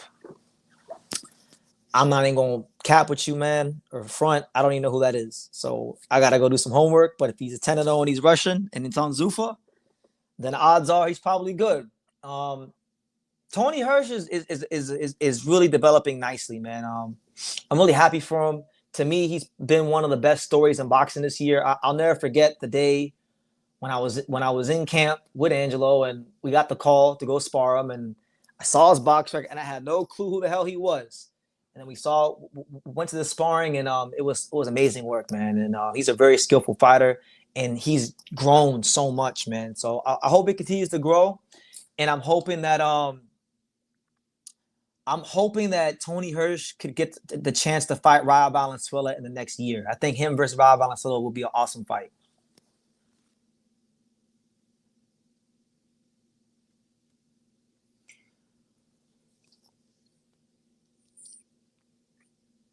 Yeah, I mean, I genuinely feel like Reito Tsutsumi is like it's crazy because to give you guys my insight, my perspective, right? When I went to Japan and I'm pretty sure I said this the last slide, but I'll say it again.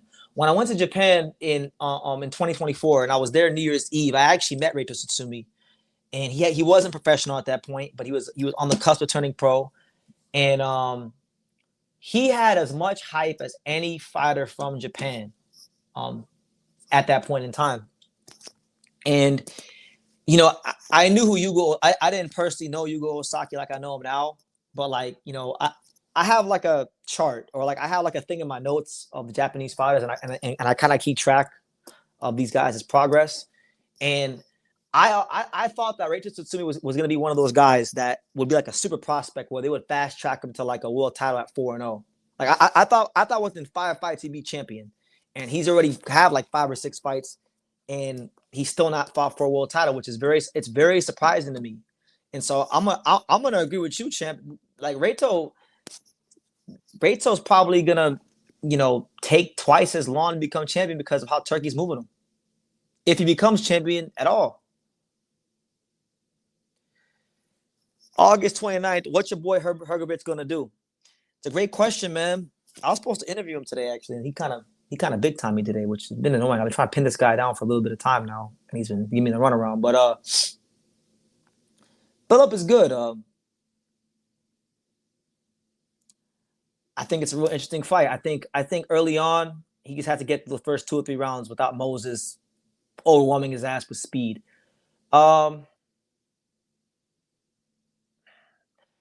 Objectively speaking, I think Moses will probably beat him.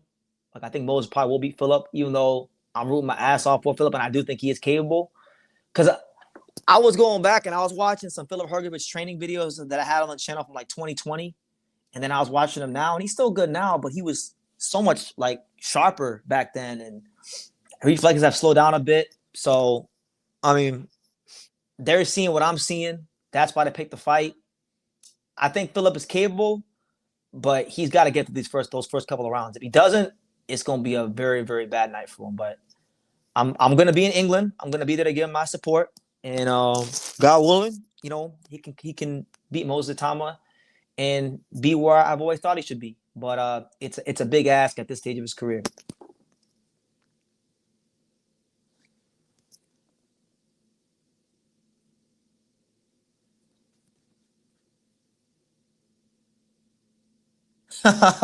He says, I ain't never had a favorite UK fighter until Moses Hergovich is your boy. I hate that it had to be him, BT.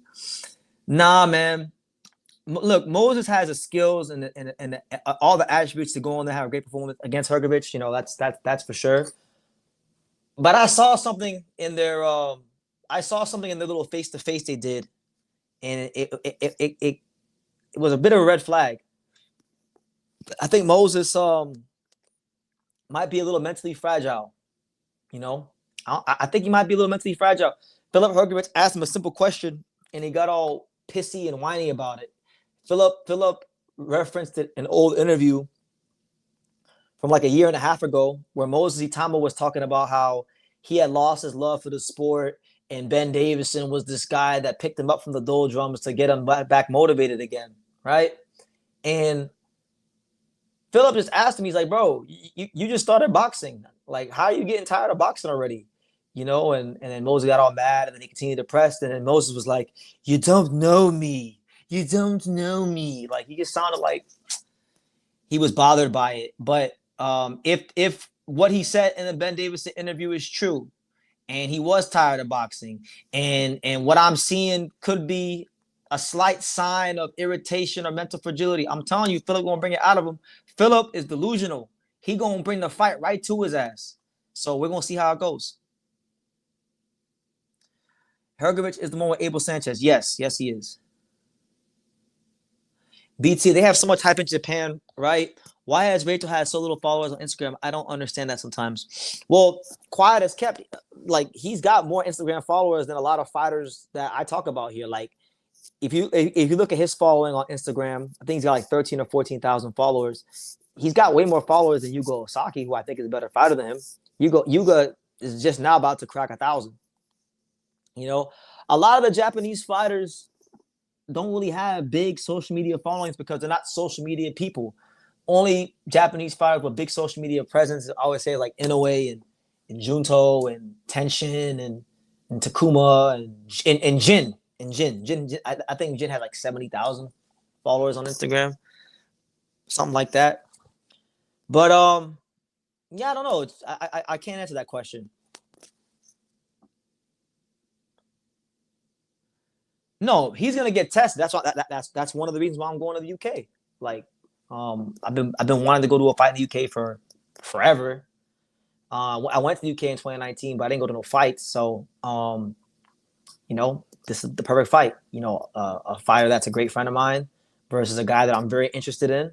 And a really great heavyweight fight. What better could you do at the O2 Arena in London? What better could you do? Moses is gonna knock Hrgovic the fuck out. Hrgovic cuts anytime a glove touches him. It's possible. It's possible. We don't know what's gonna happen to Moses though, because Moses ain't really been in no fights. Best guy he's beat is Jermaine Franklin. He ain't really been in no fights. So let's before we crown and we anoint Mosey Thomas to be the next, great heavyweight and these kind of things. Let's wait to see what happens when he gets hit. Because mark my words, he gonna get hit this fight. DT, do you think Reito Sutsumi is considered a sellout in Japan? That's a good question. I don't know. I think if you want my if you want my opinion, yeah, I think he is. I think and I think the whole Japanese boxing market as a whole working with Zuffa is selling out because they don't need anybody. They don't need Zuffa. They don't need Saudi. It's pissing me off actually how they're starting to kind of let other people infiltrate the market in Japan, but to each their own. I'm not gonna lie, I don't like hearing that, but there's some rare fighters who don't care about boxing that are very good at it. He better not be Big Baby 2.0. No, I mean, that's true. I mean, Sugar Ray Robinson didn't love boxing. Guillermo Rigondeaux was, he didn't love boxing either, right? Like that. So, I mean, it is possible to be great at something but not love it. Like look at Nikola Jokic in basketball. He hates basketball. This guy wins the NBA Finals and he don't give a fuck. And he's talking about he wants to go be with his horses. So there are people that in life that can compartmentalize their job and what they got to do versus what they actually love, right? And maybe he's one of those guys. He's generally a stoic guy anyway. But if go watch it, go watch the Hrgovic Itama face to face when they were talking to each other, and Hrgovic brought that up. He was genuine. I saw him that triggered something in him, which normally does not happen because Moses is a very stoic guy. Like you got to remember, Moses Itama is not like just some guy that's just from the UK. He's like Slovakian or something like that. So he's a Balkan, just like Phil Hrgovic is a Balkan. And all these Balkans and Nordic people, they're very stoic people. They're known for being very stoic. But in that moment, he wasn't being very stoic like he normally is. So it's just something I noticed. Could be a positive form, could be a negative, could be nothing at all, but just an observation.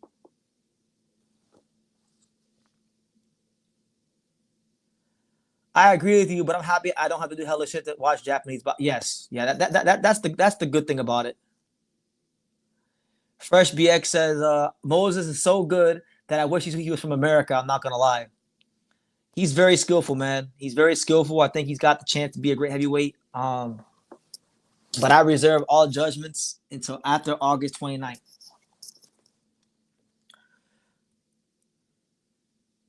Who will beat Jerron Ennis? Right now, I don't see anyone from 154 and 160 giving Boots a challenge. Who will beat him? I mean, there's not anybody that I can say I would favor above him at 154. And 160 is garbage. 160 is arguably the most garbage weight class in the entire sport of boxing right now. So, I mean, there's no reason I don't think he can go up there and do great things up there. So, to be honest with you, it might not be till Boots gets like all the way up to 68, that where he really gets tested. At least at the very least, Hergovich isn't going to be an all Moses. No, to be honest with you guys, I'm telling you, Philip is delusional. Philip actually thinks he's the best heavyweight in the world. Like you got, and some of y'all may laugh at that, but he really thinks he's the best heavyweight in the world. He's pissed off at greatness because he really feels like Moses Itama is getting everything on a silver platter, like handed to him, which he's got a right to feel that way because of a lot of things he's gone through in boxing. But he's not gonna give him no respect, and it's the first opponent in his career where genuinely, like, they're not gonna respect him. They're not gonna be just there to make up the numbers, and he's actually gonna punch him to knock him the fuck out like that. This isn't Mike Balogun or Jermaine Franklin coming off of a very controversial win against Ivan Ditchko. This is a legit top 5 heavyweight.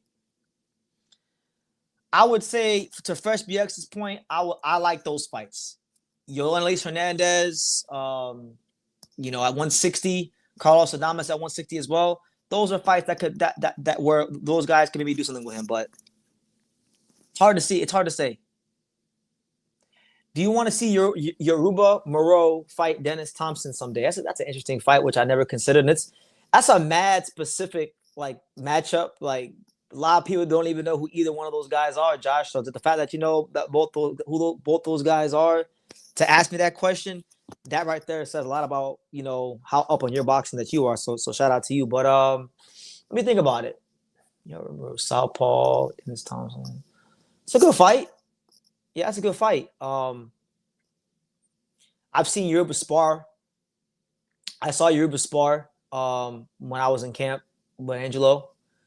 Good southpaw, comes from a boxing family. His sister was a fighter. He's a fighter. Rangy. Still think he's got a lot of things to clean up and work on. Dennis Thompson, from what I've seen in fights I've watched and the fight in New York that he had on the Boots undercard, yeah, he has things to work on too. So yeah, in the future, maybe like if they both keep winning and doing their thing and they're in and around the same weight class, yeah, maybe like in 3 years, something like that. It's not necessarily like a fight that I've dreamt about though, or anything like that. But shout out to both fighters, and special shout out to Yoruba Moreau. I actually talked to him the other day briefly, and I was informed by him that apparently Troy Nash and him, they sit and they watch my videos a lot. So shout out to Troy Nash who won today, because I guess they like hang out with each. I think they live with each other or something like that. So fun fact there. Hoops Combo says, what are your thoughts on LeBron James signing with the Philadelphia 76ers? Now, I gotta admit, I'm a casual basketball fan these days. I used to cover the NBA though back a long time ago.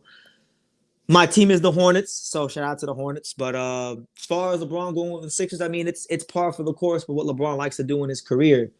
LeBron is the ultimate opportunist, and he went where he felt like he had the best chance to win a ring. And the Sixers, they got Jaylen Brown, they got Embiid, they got VJ Hedgecombe.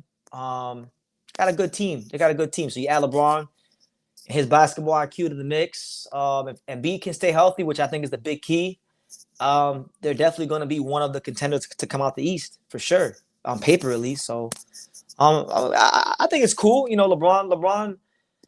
I would have never thought in my wildest years he'd go to the Sixers. That wasn't the team I ever thought he'd go to. So I mean, I guess it's new. It's going to re-energize the Philadelphia 76ers fan base, which has been going through it over the last couple of years. So why not?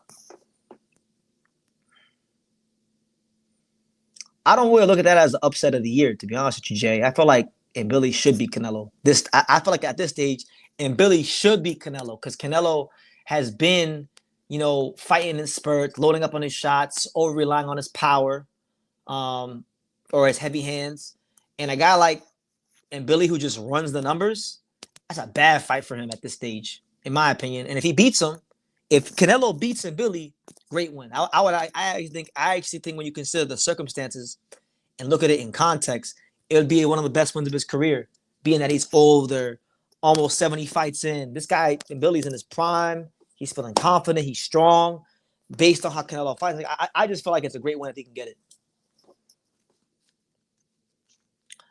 Reito Tsutsumi versus Nick Ball. That'd be an interesting fight. I like that fight. I never thought of that fight, but Nick Ball likes to come forward. As we all know, he's wrecking ball. Reito Tsutsumi likes to fight at angles, so that'd be a fun one. Why not?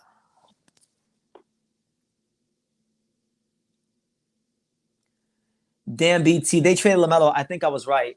Now look, man. I'm a massive LaMelo Ball fan. In fact, watch. I'm gonna show you how big of a LaMelo Ball fan I am. Hold on. Look.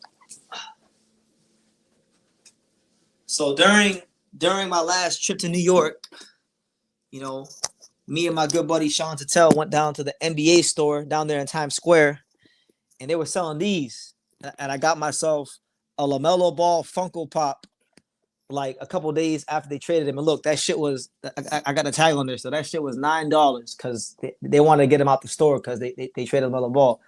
But as much as I love LaMelo Ball, you know, I can't get upset about it. The Hornets, we didn't win shit with LaMelo. He never stays healthy.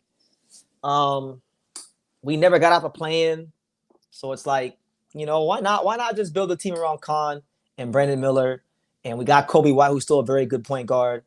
And, you know, get more assets for him, which we did. So, you know, I'm not as mad about it as I thought I would be because we never won anything with him. We never came close to winning anything with him.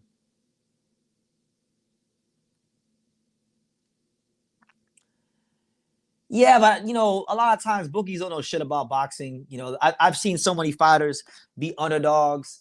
Like Tony Hirsch Jr. was a massive underdog against Merriweather. I had insider trading on that one because I saw him spar, so maybe that's not fair. But like, I didn't think that fight shouldn't have been as wide as it was, even based off of what they had shown in their career up to that point. Um, you know, I think back to Angelo Bernardo, that was a 4-1. There's so many cases where where odds in boxing are always terrible. Like they don't always get it right or know what they're talking about. They should make boxing Funko Pops. They should. They should. I mean, they got like a Muhammad Ali one, but they got a Muhammad Ali everything these days. They got a Muhammad Ali everything. So that doesn't really count. They need to do Funko Pops for the active fighters.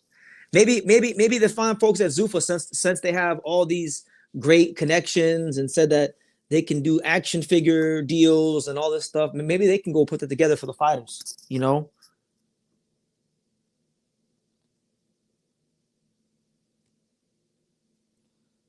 See, hold on, my computer's gonna die. So hold on, guys.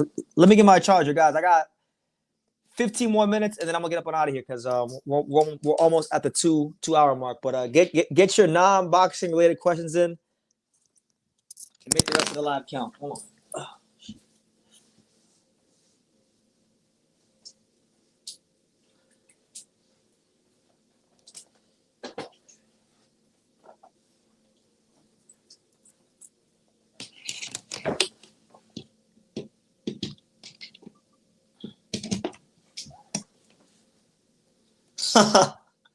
My man said that undisputed game was disrespectful to the culture.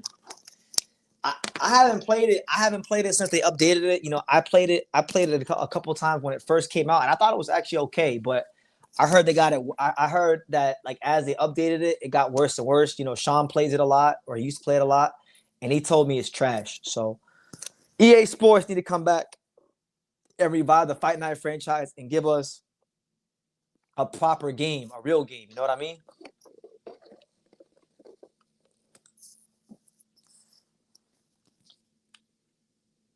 That's what I'm saying. Like, I mean, I know people who bet probably think differently than me, but like when it comes to boxing odds, I understand that a lot of odds makers don't watch boxing like that because I can tell just by the odds. Bivol was a pretty sizable underdog against Canelo, and he shouldn't have been, but he was because you know he was winning, but he wasn't looking impressive. But you know, I knew he had a chance. Nixon 5 in the chat. Shout out to the Knicks, the champs right now.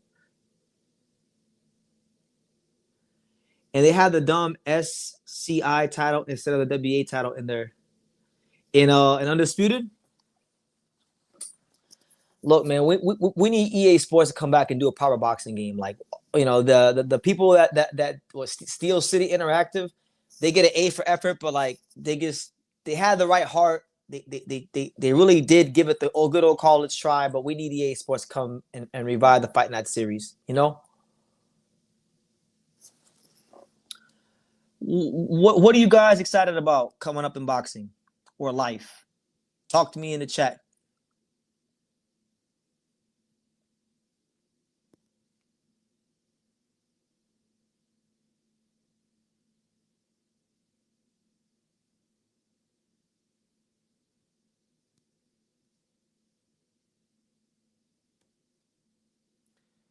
Max Kellerman doesn't know shit about boxing. Well, Jay, I'm gonna disagree with you on that one. You know, I've never been a Max Kellerman fan. Like even like because people like to say, oh, he's not the Max Kellerman of old. No, no, no. The Max Kellerman of old was not that great either, but he does know about boxing. You know, so I disagree with you on that one.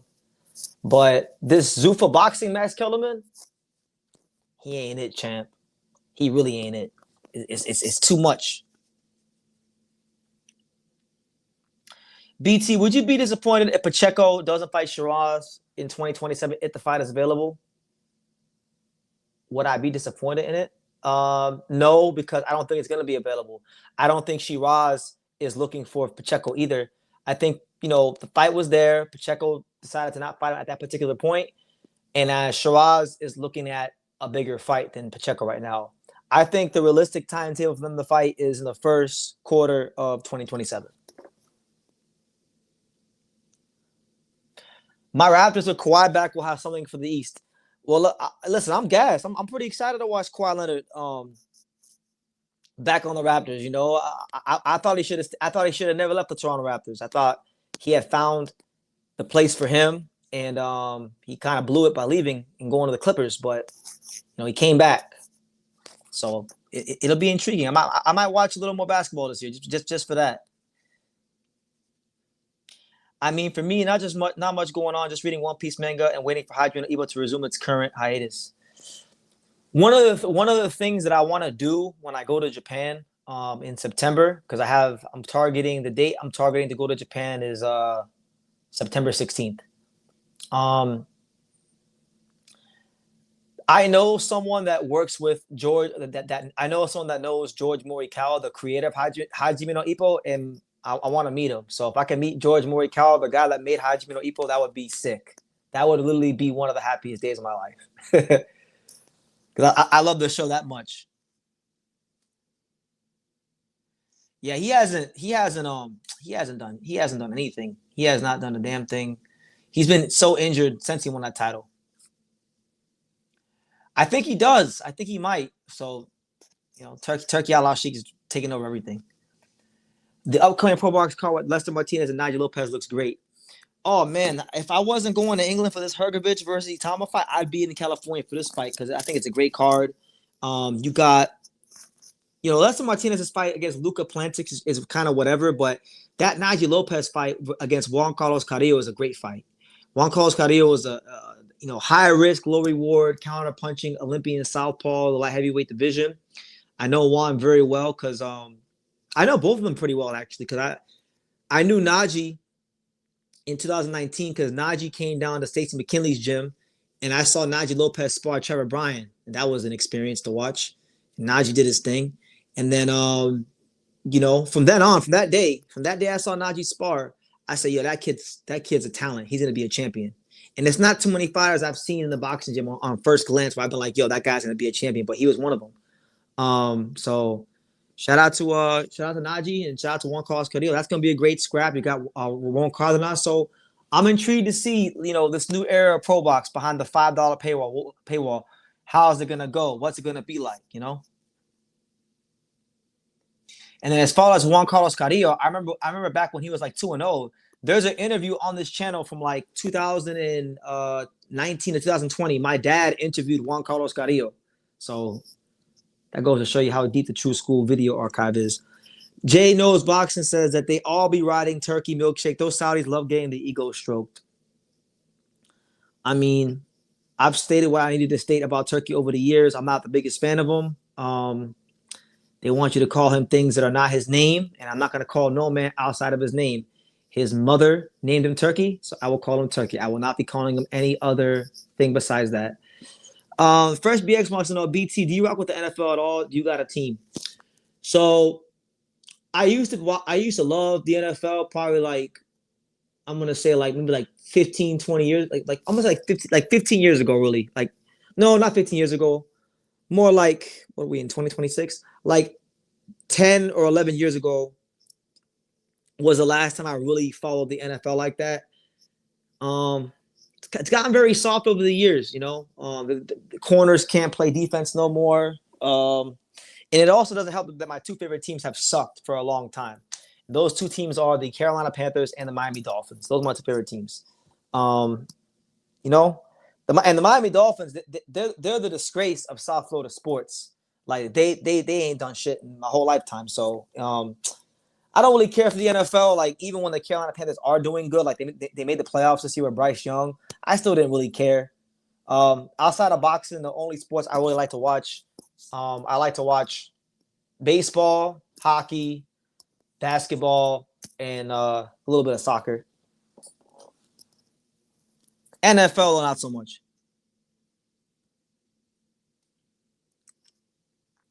Morikawa shouting out Angelo will be one of the most unique endorsements for an American fighter. It would, and he is a fan. Like I was informed that he is a fan of Angelo's because Angelo showed me a message from one of the sponsors that Morikawa had sent to one of the sponsors. So he is a fan of Angelo.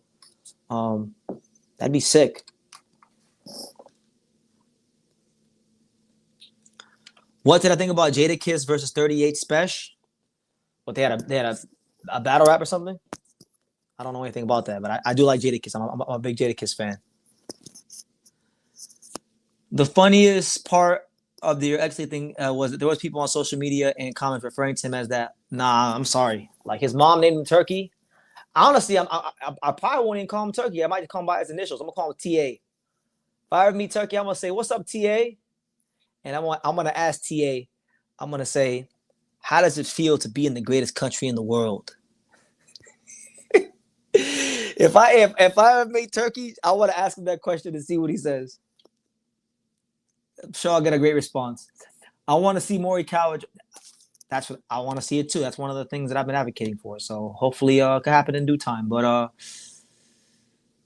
TSM says, "I told you, BT, the White Sox will win it all." Well, listen, the Marlins are on a historical losing streak. They look like they were legit 2 weeks ago. Now they lost a franchise record 12 games. So if they don't make it and the White Sox make it, I'll go for the White Sox because I like Murakami.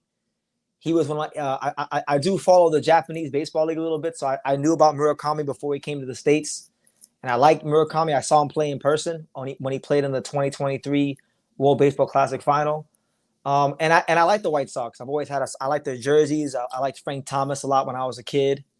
So yeah, shout out to the White Sox.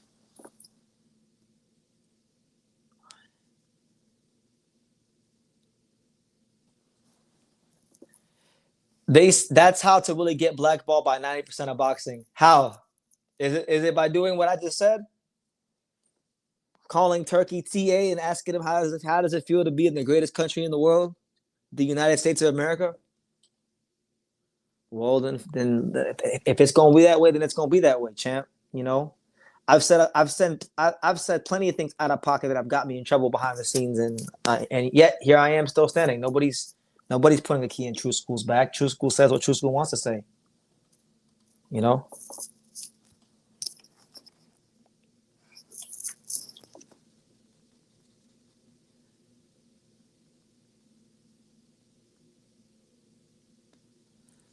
The Seahawks Legion of Boom was the last time defense was fun to watch. That's what I'm saying. That's why I can't watch the NFL. Too soft these days. Too soft. I want to see Brian Norman fight again. Me too. Hopefully, this Tiger Johnson fight can happen. They was going back and forth on social media about doing a fight with each other. So that'd be sick. Is Tyson Fury versus Anthony Joshua the biggest fight to be made right now in boxing at the scale of Floyd versus Pacquiao? Shout out to the following star, by the way. One of my loyal viewers in Japan. Is that if they do it in the UK, yes. But if they fight in America, that's terrible.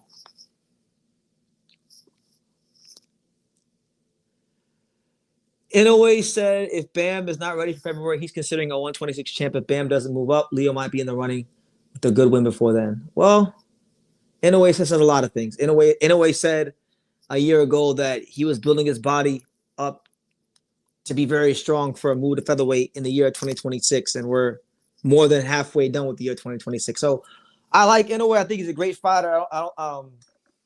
I know he's a great fighter. I've covered him longer than anybody in American boxing media, but like when it comes to featherweight, I'll believe it when I see it. But that if he did say that, then amazing news, phenomenal.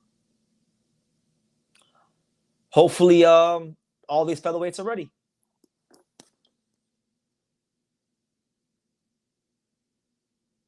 So they're playing tomorrow. I kind of feel the same way. Like I do feel the same way.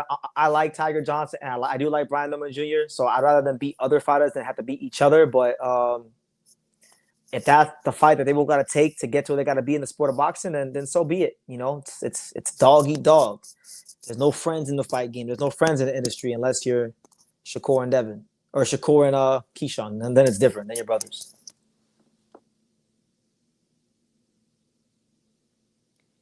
He won't have another fight this year, apparently. In a way, well, that's a good idea. I think his body needs some much needed rest. I think he needs some rest. It's a smart move, you know.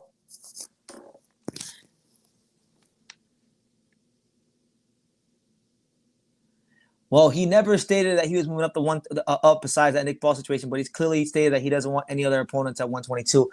Nah, there were instances earlier like where he was talking about how he specifically said, "I'm building my body up for 126 pounds." That's what he said. He didn't specify versus who, and obviously he did tweet with Nick Paul that one time, so that's probably who he was targeting before Nick Paul messed the bag up. But like I said, when it comes to 126, I just take anything what he does with a grain of salt. Even though he's a great fighter and he's popped plenty of names. It was a lot of other talk from Hitchens in that Zuffa post fight. I don't like that whole clique. Me neither. I've actually graduated to a point in boxing where it's like, you know, it's the Shakur, Keyshawn, Hitchens, Ford. You know, they wound up losing. It is what it is. Like, I don't like this buddy shit. Like, what are you buddies for? He's my friend. You know, they want to be the Dudley Boys of boxing. They want to be Crime Time of boxing. They want to be the world's greatest tag team of boxing. They want to be the Hardy Boys of boxing. There's no tag team champion bullshit in boxing. This is the fight game. This is dog eat dog. If you don't want to be, don't be in the same weight class. Don't even be close in weight. That's how I feel. That's generally how I feel. Talking about that's my friend, that's my brother, that's my homie, that's my comrade. Swear to God, if they keep talking this buddy stuff, I'm about to go to the WWE store myself, and I'm gonna buy WWE Tag Team Championship belts, and if I know I'm gonna see Shakur or Keyshawn or any of these guys in the same place at once, I'm gonna bring them with me and I'm gonna give it to them. I'm gonna say, this is what you guys need to carry around all the time since you guys are the tag team champs in boxing. Like, come on.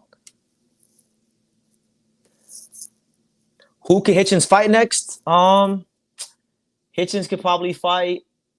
He's probably gonna fight Liam Paro. I think that's the route they're gonna try to take him. If not that, they could probably just make him fight some random in the Zuffa stable. I don't think he's fighting Devin next or anything like that.